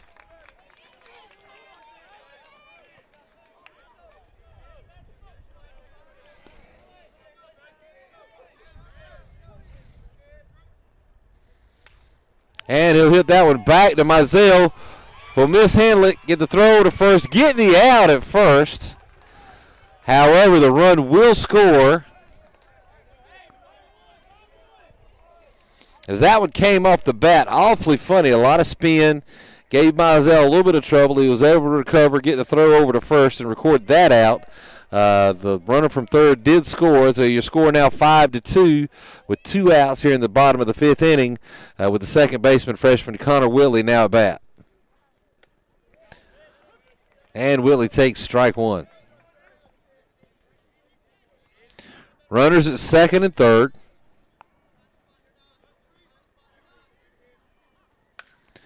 And Whitley will hit one to third to Landon Baker, who'll get it across the field. Matthew Horgan with a nice dig, and they'll record out number 3 of the inning to get out. 1 run scored, no hits, had 2 errors and 1 hit by pitch. Across the field. Matthew Horgan with a nice dig, and they'll record out number 3 of the inning to get out. 1 run scored for the Firebirds.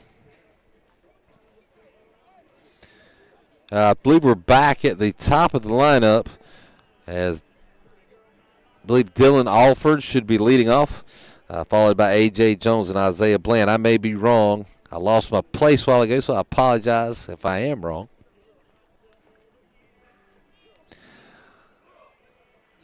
But that was that 5th inning last week was the one that kind of tore the Firebirds apart. They managed to fight through it after a little bit of scare and get out, still holding on to the lead, the 3-run lead, 5-2. And a pitching change now for the Bulldogs as the junior Jay Bullock comes in for his first pitching, his first trip to the mound tonight. And that'll move Sean Henry back over to first base. As Jay Bullock will take his warm-up pitches, we're going to remind everybody that we are sponsored by Baker Professional Services. And this is Firebird Baseball here live on the Tar River Sports Network. I'm Brent Cohn. We'll be right back.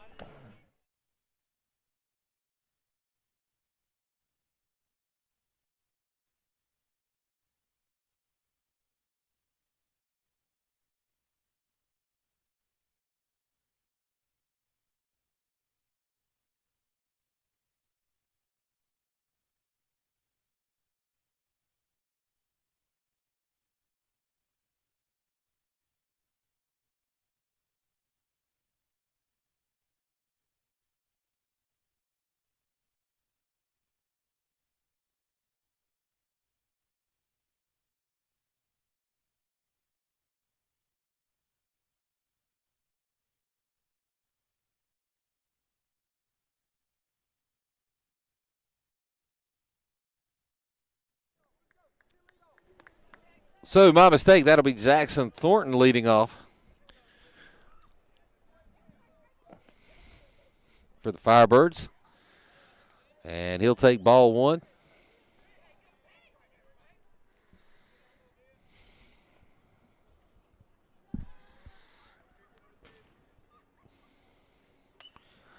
And Thornton will poke one foul just off the first base side for strike 1. So Thornton will be the leadoff, followed by Dylan Alford and A.J. Jones at the top of the lineup.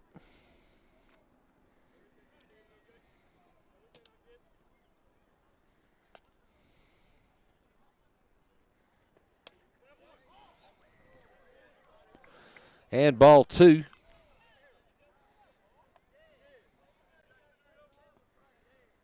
To Jackson Thornton for the 2-1 count.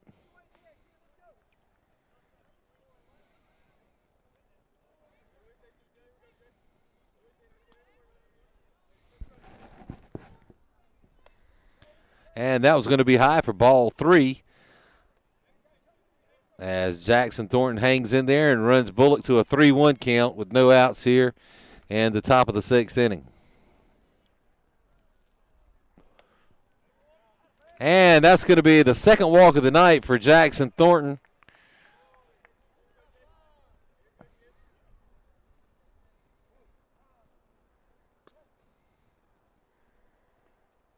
And Tanner Baker will check in to courtesy run for the catcher Jackson Thornton. And Dylan Alford will step to the plate.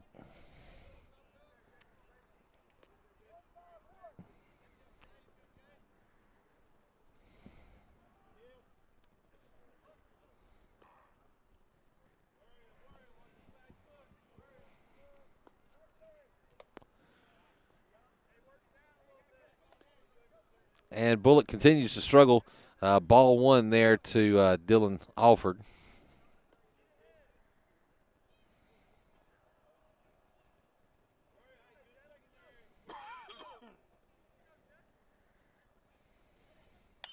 Alford will turn on that one. It's over to third base to Scott Henry. Double play opportunity. The bad throw by Whitley will not get the out at first. They will retire Tanner Baker running to second base for the first out of the inning, but Alford will be safe at first. Opportunity.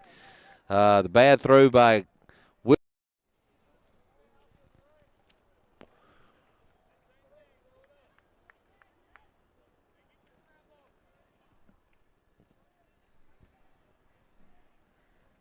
A.J. Jones now at bat. See if Bullock will challenge him here with a runner on first. And he does. Strike one to A.J. Jones.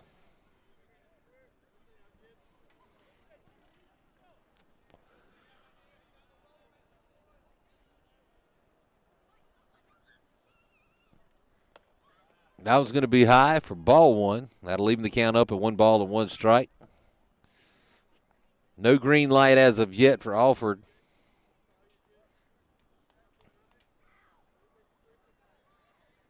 Southern has yet to test the arm of Austin Wells behind the plate. They will this time.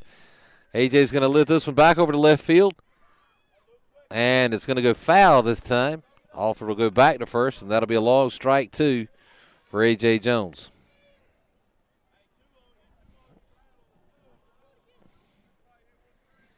One ball and 2 strikes with 1 out here in the top of the 6th inning to senior A.J. Jones. Alford stands on first. He'll step off with his lead.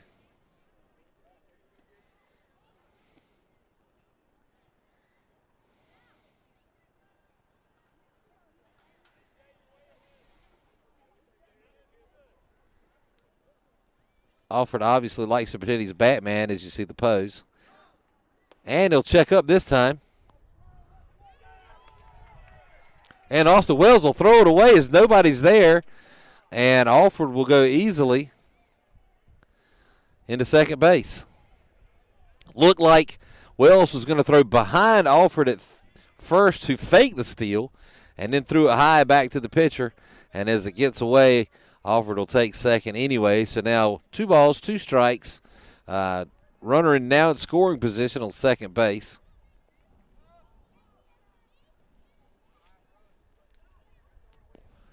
Jones already with 1 RBI tonight on the double to left field.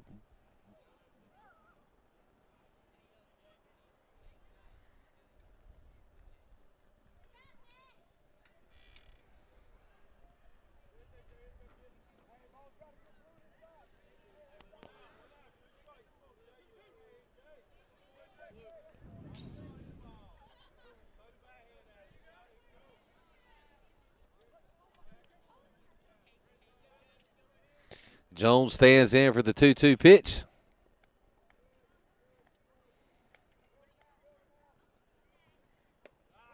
And it's going to come in low to run the count full.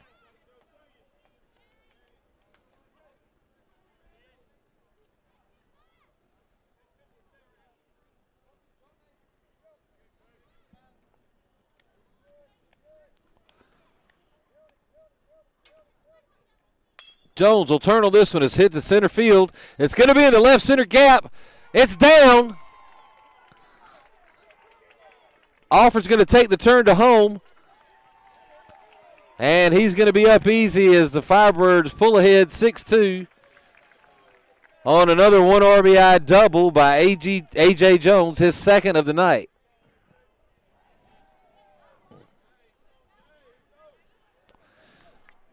That'll bring Isaiah Bland to the plate. Head 6-2 on another 1 RBI double by A.J.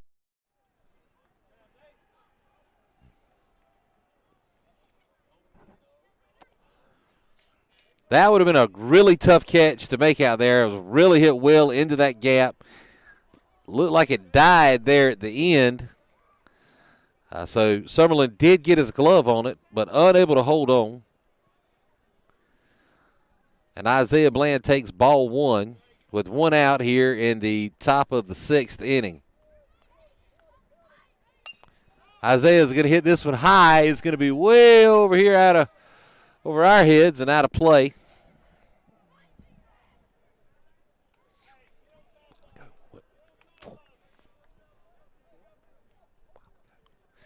That was not as close as one we had earlier. Horgan fouled one that went about 3 foot over our camera up here and into the football field. So, and Isaiah Bland will take strike 2 there.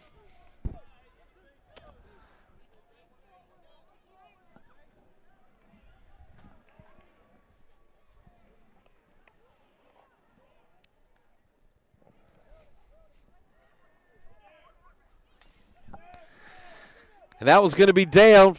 Drake's going to have trouble handling it, and the speed of Isaiah Bland gets him to first. And that's going to.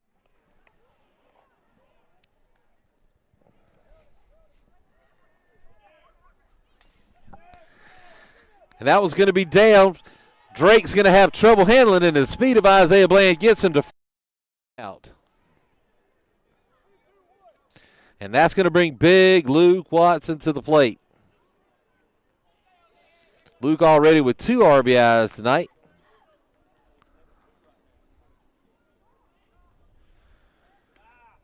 And that's going to be low and out for ball 1.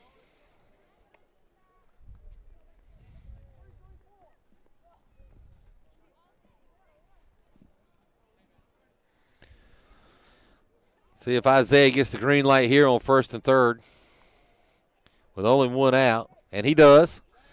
That's going to be in the dirt, and he'll be up easy, and that'll move the runners to 2nd and 3rd with a 2-0 count to Luke Watson here in the top of the 6th. Only 1 out. Landon Baker stands on deck. He's 3 for 3 with 3 singles tonight.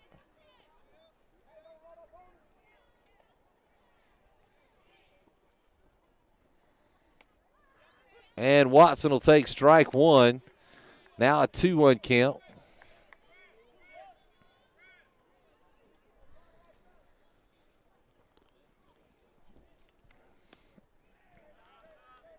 As the entire infield plays in.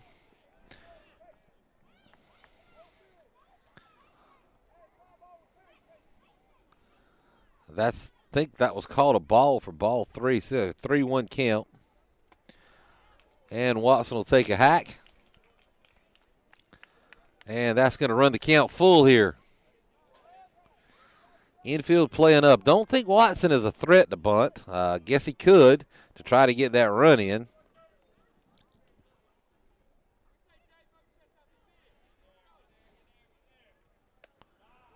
And he'll take the low one, and Watson will be walked. That'll walk the bases loaded for the freshman Landon Baker. 3 for 3 tonight. Everything back up the middle for Baker, who has hit the ball very hard. And an opportunity here for him to add some RBIs to his to go along with his list of hits for tonight. Only 1 out.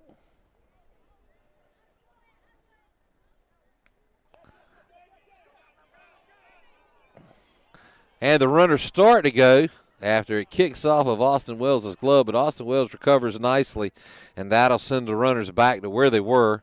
Bullock covering home plate.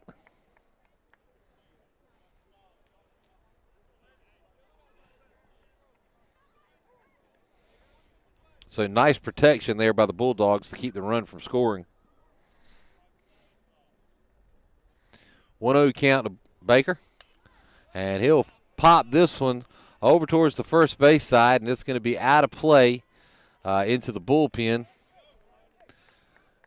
for Nash Central. 1 ball, 1 strike, 1 out here at top of the 6th. Firebirds lead 6-2, bases loaded.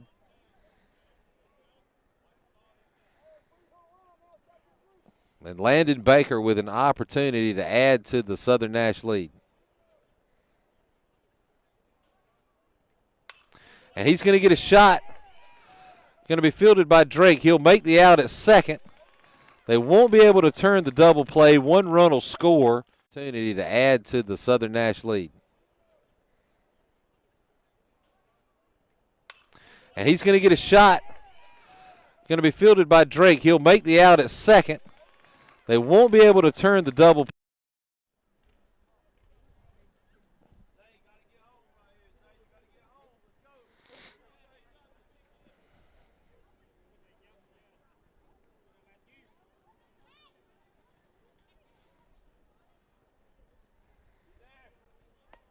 And Horror going to watch strike 1.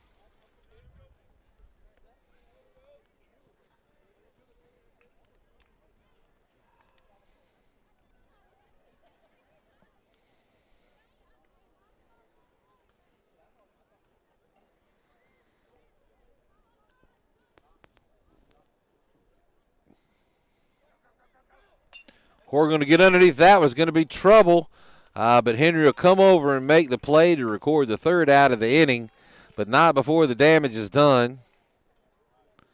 As Southern now enjoys a 7-2 lead going into the bottom of the sixth inning.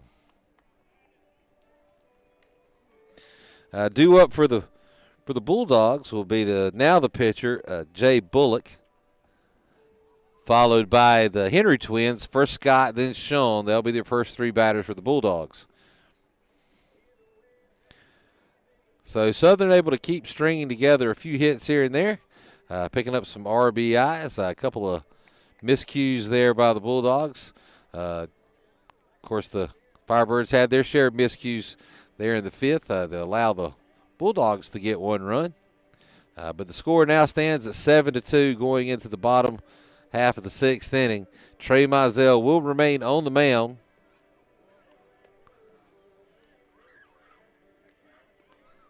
And there will continue to be no defensive changes here for the Firebirds. Once again, we're sponsored by Baker Professional Services. And this is Firebird Baseball here on the Tar River Sports Network. We'll be right back.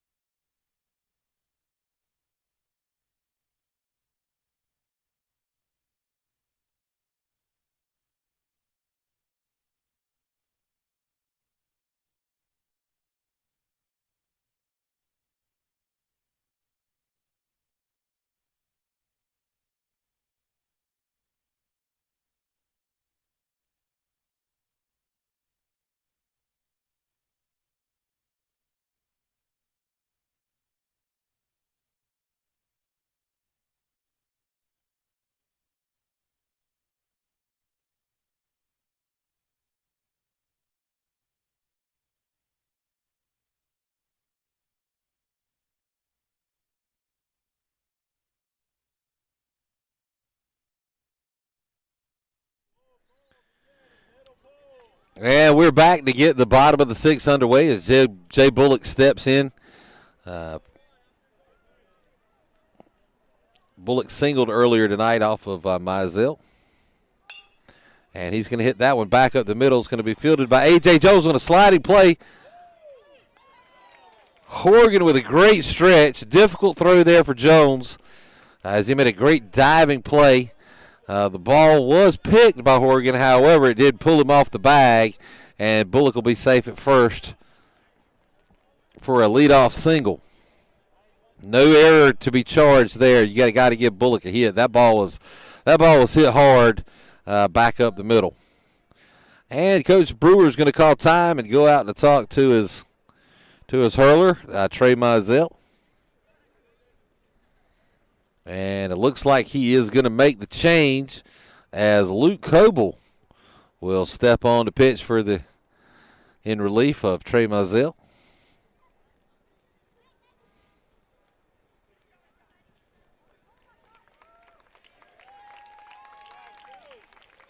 Change that. Luke Coble checks into third base as Landon Baker will move to the pitcher's mound.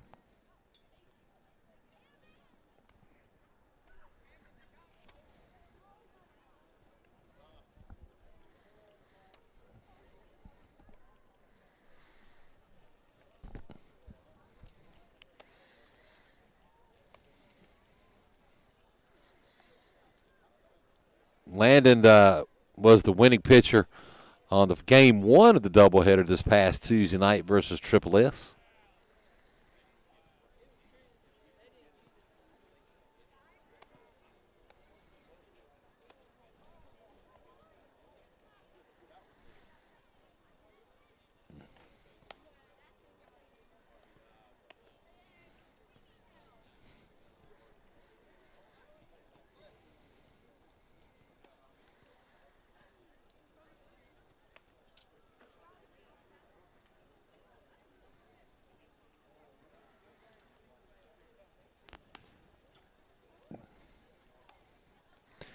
And due up for Baker to face will be the Henry twins. First Scott, then Schoen. Followed by the designated hitter, Brendan Lewis.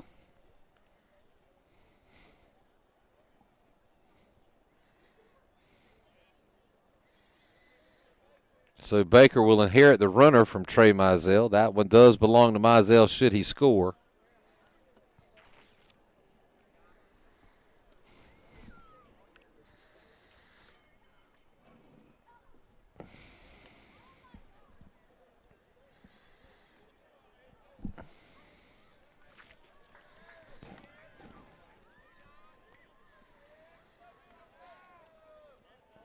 And Scott Henry will step in for the first pitch from freshman Landon Baker.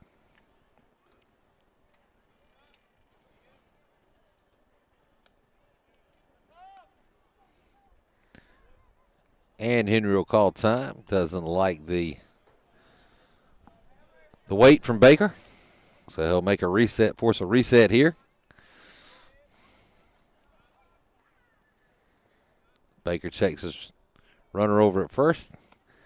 And he'll give a first pitch strike to Henry for the 0-1 count. No outs here, bottom of the sixth. Runner on first.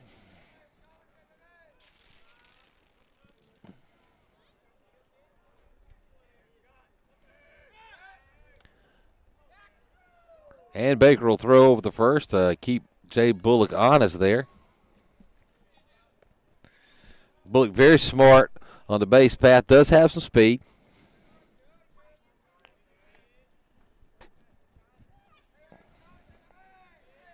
We'll see if he'll test the arm of Thornton here. As Baker misses just inside for ball one.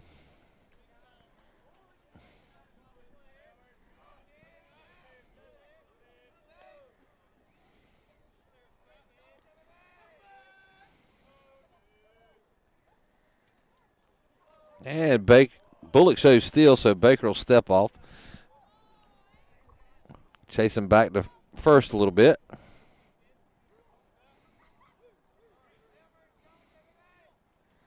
And Bullock's going to hold, and the foul tip by Henry will run the count to 1 ball and 2 strikes.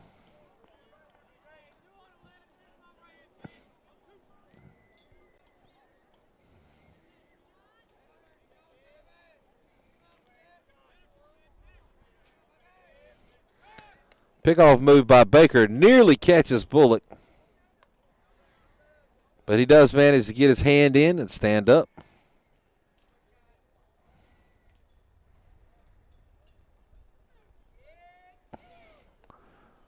Little exchange there between Bullock and Baker. Former weekend teammates.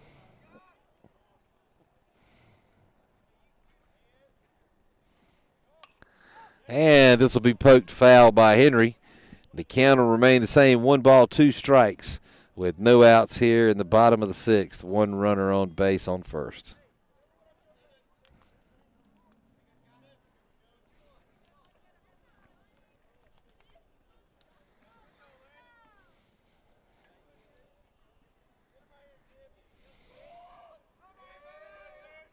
Bullock will stretch his lead a little bit here.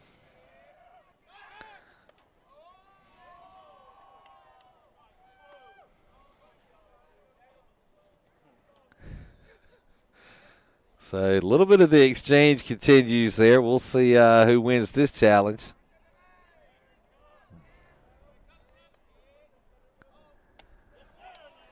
As he delivers a strike 3 to Henry for the first out of the inning. And that'll keep Jay Bullock on first.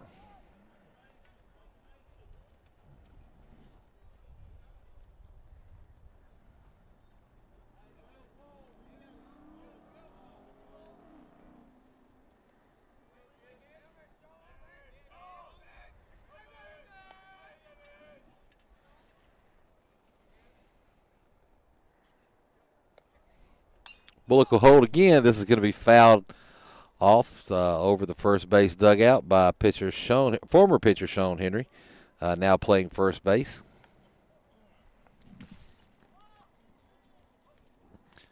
Strike 1, no balls, 1 out, bottom of the sixth.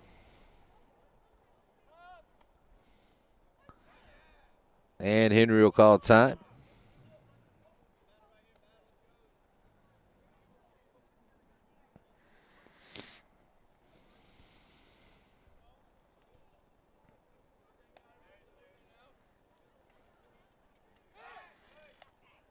And Baker will throw over again at Bullock.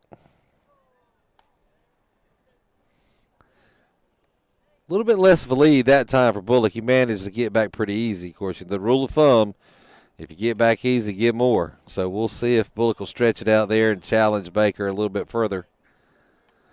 He'll hold there as Baker delivers ball one to even the count at 1 ball and 1 strike to senior Sean Henry.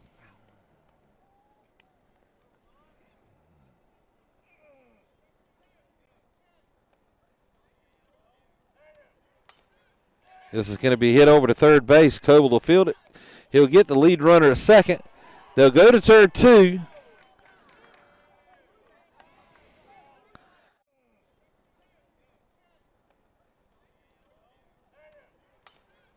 This is going to be hit over to third base. Coble will field it.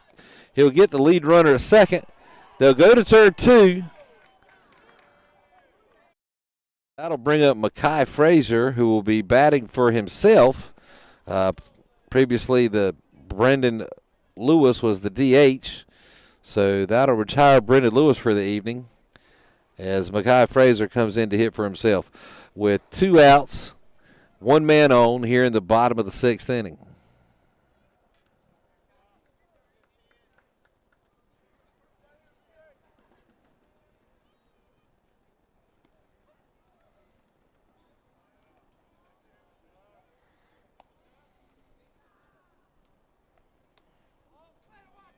And that'll be ball 1 to Frazier as Bullock continues to hold at first.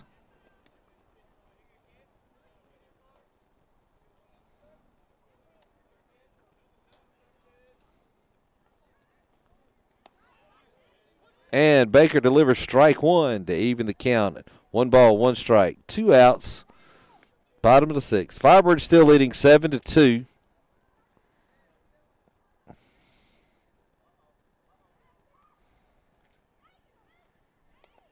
And Bullock will take off this time as it gets away from Jackson Thornton.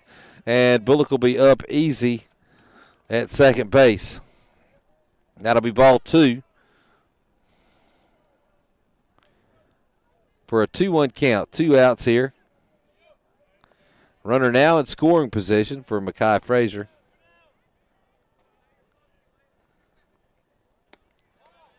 And that'll be low for ball 3. Frazier running the count to 3-1, puts Landon Baker behind.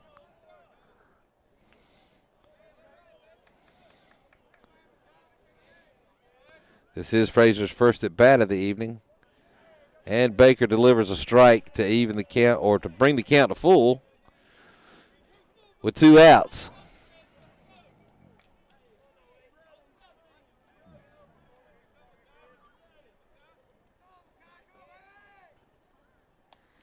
And a swing and a miss by Frazier will be the 3rd out of the inning. And that'll strand Bullock on second.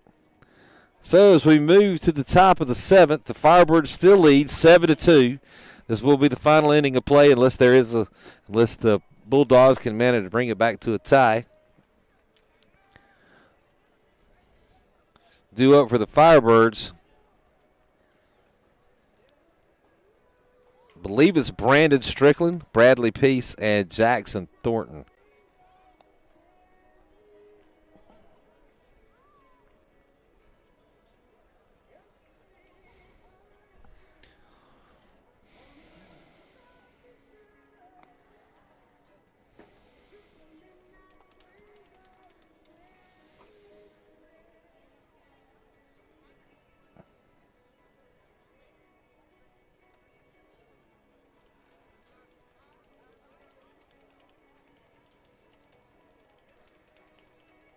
So Firebirds looking to add a few more runs to their lead as we move into the final inning of play.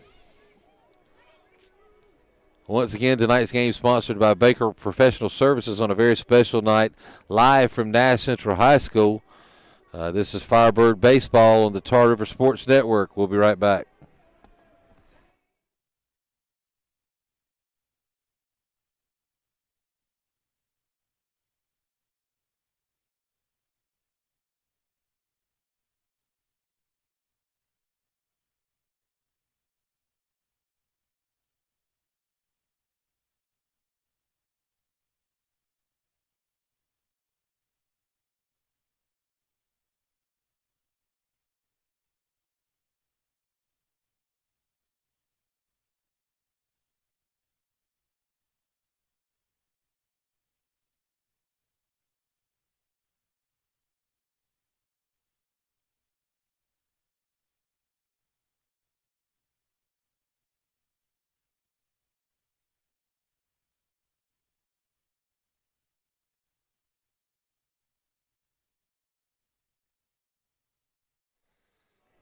And we're back, ready to start the seventh inning here, as there has been a pitching change. As the senior left-handed Nick Vernon has checked in to pitch.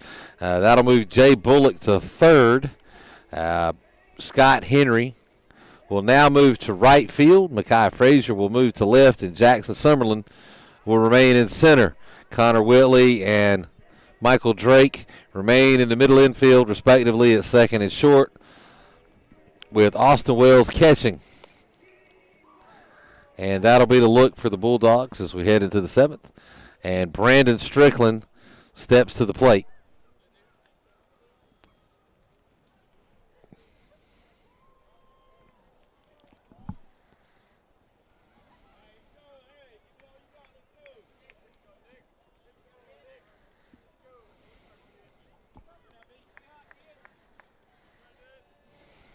Firebirds lead 7-2. With the first pitch from Vernon. Vernon was the starting pitcher last week, and he had a hard time with the Firebirds as he did not make it out of the first inning. And he throws ball one to Brandon Strickland.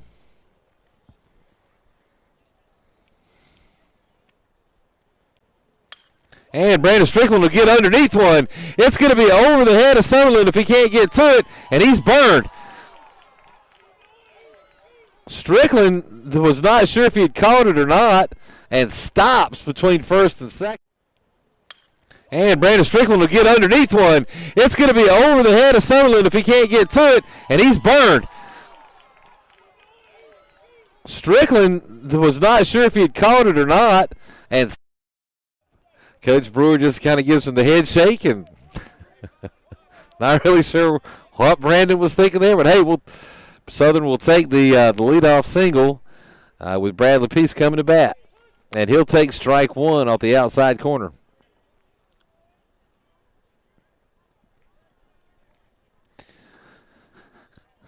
We'll see if he forces Brandon Strickland to try to go to second here and test the arm of Austin Wells. He does not, and that inside pitch will be ball one.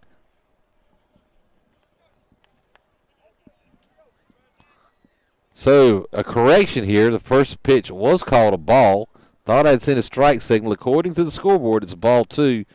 No strikes. And that's going to be inside for ball three.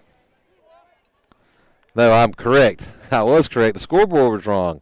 That's a 2-1 count. 2 balls, 1 strike. No outs here in the top of the seventh inning. Runner on first. And Peace will foul that off into the woods behind the first base dugout.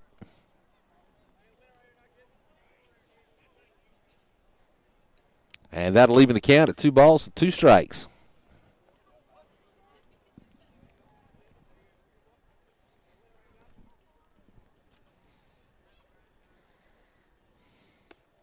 That's going to be high. The count will run full. This was a lot of the issue that Vernon had last week, as the counts did run full. He lost his efficiency. Pretty much started to overthink a little bit and got himself in trouble.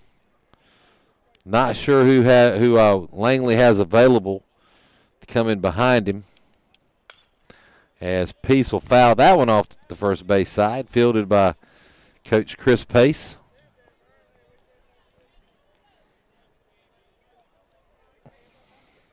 Who gives the walk like he still got it. I guess the jury will stay out on that one. And he's probably going to kill me when he plays this back and hears what I just said.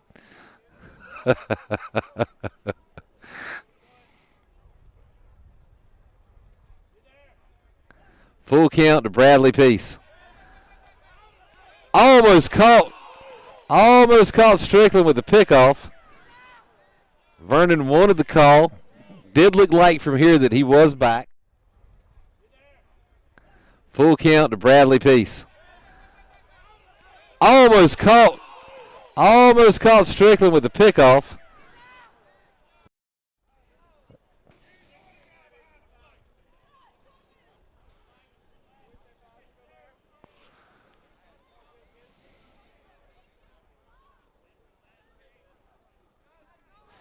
And this time Strickland will go, but it's going to be ball 4, so Strickland's up easy as Bradley Peace joins him on the bases with no outs here in the top of the 7th as the catcher Jackson Thornton comes in to hit.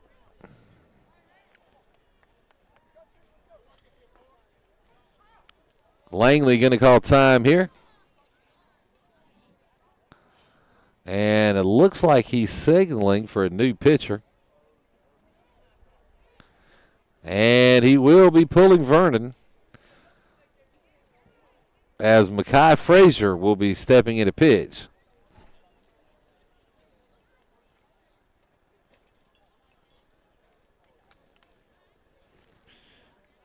Not sure how many pitches Mekhi Frazier threw last night against Greenville Rose. Nash Central losing to Greenville Rose last night. But apparently he is eligible to pitch tonight.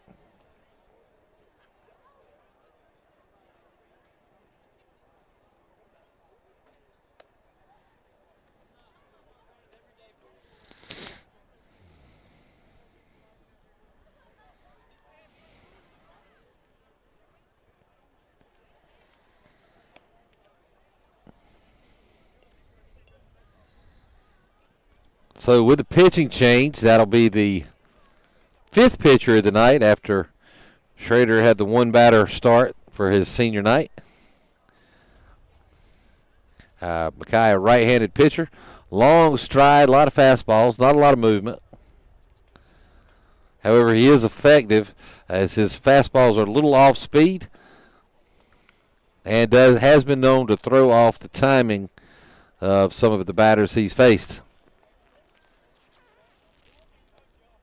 So as play resumes, it'll be Jackson Thornton up to bat with Bradley Peace standing on first and Brandon Strickland on second.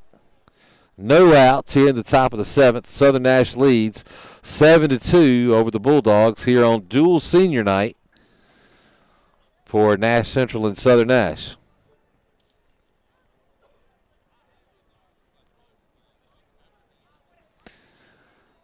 Once again, we want to recognize that I'm sure you've noticed the Southern Nash logo alongside the Nash Central logo behind home plate. We want to thank, from Southern Nash, we really want to thank Coach Willie Langley and his graciousness and the class he's shown by allowing the Southern Nash seniors to be recognized tonight alongside of his players and even to let his field be painted. That shows the sportsmanship and the caliber of coach that Willie Langley is, and I'm sure Coach Brewer absolutely appreciates that, as well as all the Southern Nash fans, as well as getting Coach Langley to allow us to live stream this game tonight from Nash Central. So from the Tar River Sports Network, we want to thank him ourselves here before this broadcast ends tonight. So one strike here to Jackson Thornton with no outs. Top of the 7th inning.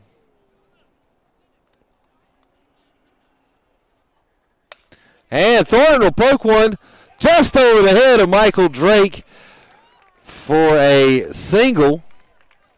And that's going to load the bases as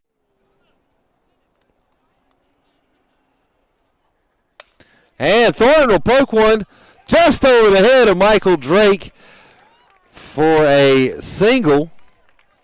And that's going to load. And Tanner Baker will check in to run as the courtesy runner for the catcher, Jackson Thornton. So that puts 3 speedsters on the base with Alford at bat. And Alford will hit one back to short. It'll be mishandled by Drake, and it'll be mishandled twice. An error will be charged, so Alford will reach on air. That's going to score Brandon Strickland. The bases will remain loaded with no outs. And Alford will hit one back to short. It'll be mishandled by Drake, and it'll be mishandled twice. An error will be charged, so Alford will reach on air. That's going to score.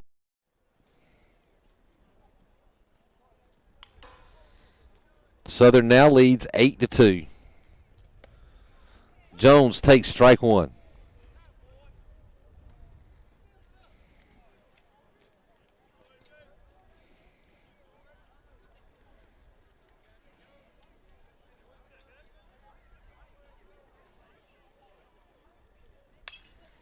And Jones will foul one off over our head and on to the football field for strike two. Jones now behind 0-2.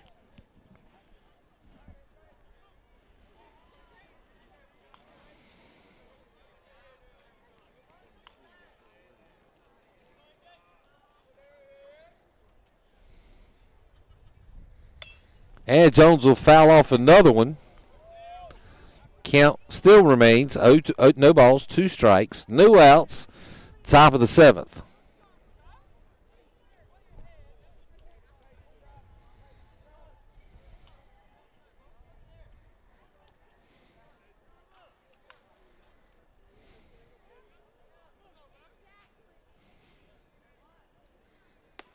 And that one will be high for ball one.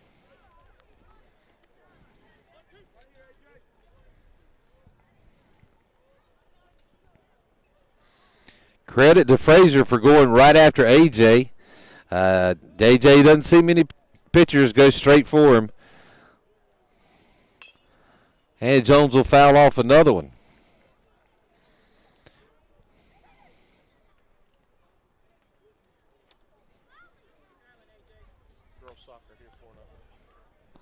And just got a score in from Southern Nash's girls varsity soccer as they won 4-0 over Nash Central.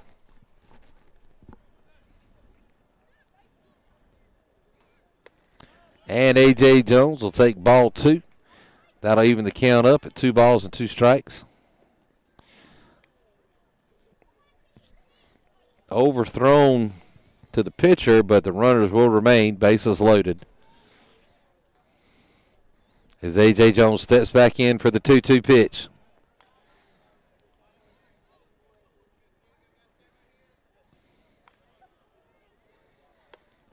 And that'll run the count full for senior A.J. Jones.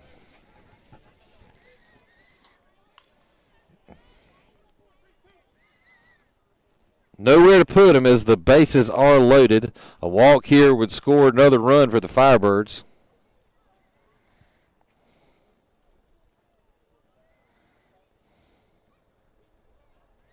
And Jones will hit that one back up to shortstop. Drake will field that one.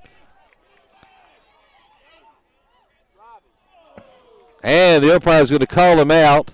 Going to say that Whitley dropped the ball on the exchange. So Jones will reach on the fielder's choice. He'll pick up another RBI as Bradley Peace will score. That'll leave runners on the corner with only 1 out. And Carson Beckham checks in to hit for Luke Watson. No, excuse me, for Isaiah Bland. Another final score in. The girls varsity softball team also defeated Nash Central by a score of 10-0 tonight, just across the way here from us. So far tonight between girls soccer, girls softball, the girls varsity teams victorious in both of their outings tonight against Nash Central. And the boys, the varsity boys here, are leading by a score of 8-2 over the Bulldogs. For the boys' JV game earlier tonight, that game actually ended in a tie with the Bulldogs, 6 apiece. And a very exciting game that went back and forth.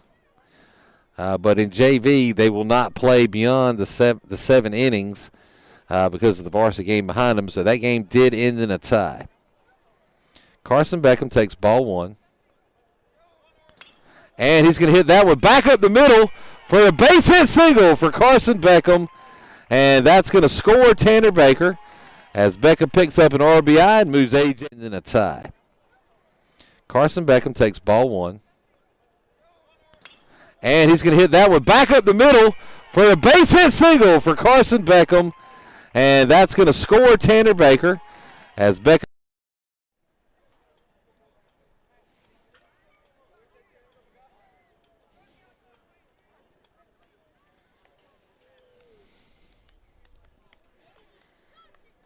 One out. Runners at first and second.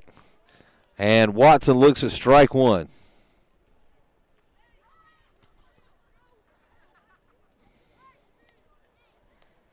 Score now 10-2. Southern Nash leading the Bulldogs.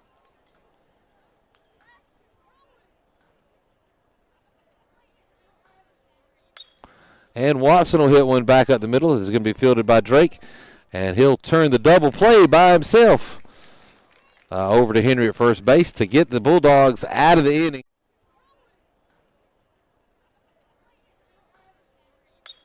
And Watson will hit one back up the middle. This is going to be fielded by Drake. And he'll turn the double play by himself over to Henry at first base. Beckham.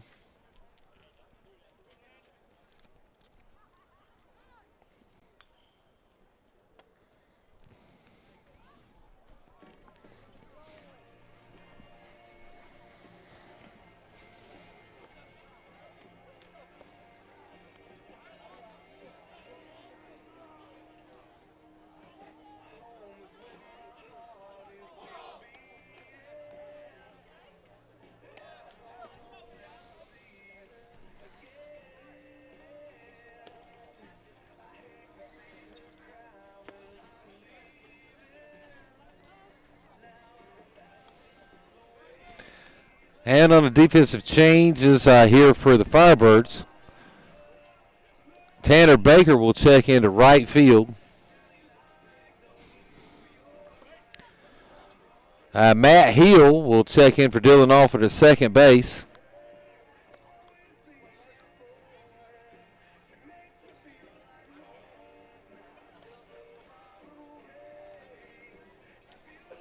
Luke Coble returns at third. Landon Baker remains on the mound. A.J. Jones at shortstop. Brandon Strickland in left. Isaiah Bland remains in center. And Mason Cone will check in at first base.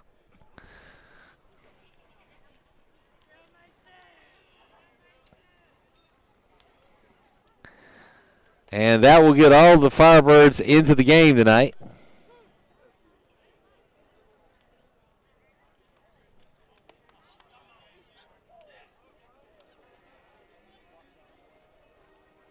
As the Bulldogs come up in the bottom of the seventh, trailing by 10-2, trailing by 8 with a score of 10-2. And leading off for the Bulldogs will be the catcher, Austin Wells. Followed by, well, it looks like followed by Nick Vernon, who doesn't look like he'll continue to hit for himself. There was no sub made there. And it should be Jackson Summerlin unless Tristan Warren has checked back in. We'll watch to see if Coach Langley changes anything there. Austin Wells will poke one back up the middle to A.J. Jones. And the play will be over to Mason Cone at first for out number one. And we'll watch to see if Coach Langley changes anything there. Austin Wells will poke one back up the middle to A.J. Jones. And the play will be over to Mason Cone at first for out number one.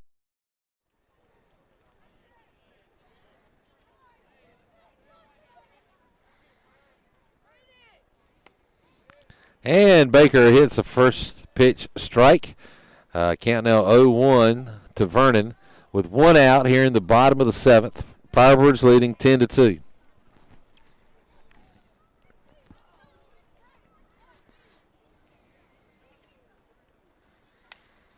This will be fouled out of play over the first base fence.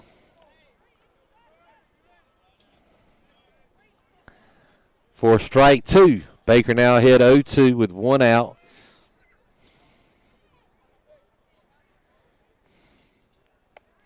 And he'll catch him looking for strike three. And one out left for the Bulldogs in tonight's game.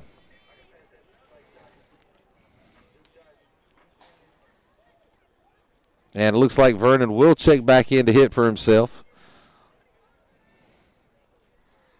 Not Vernon, I'm sorry. That's Tristan Warren. That was a Vernon just at bat. So Tristan Warren back into hit.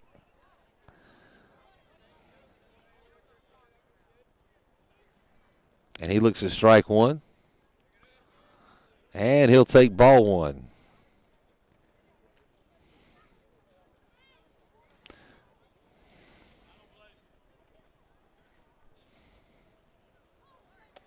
And the fastball blows by him for strike two. And the Bulldogs are down to their last strike of the game.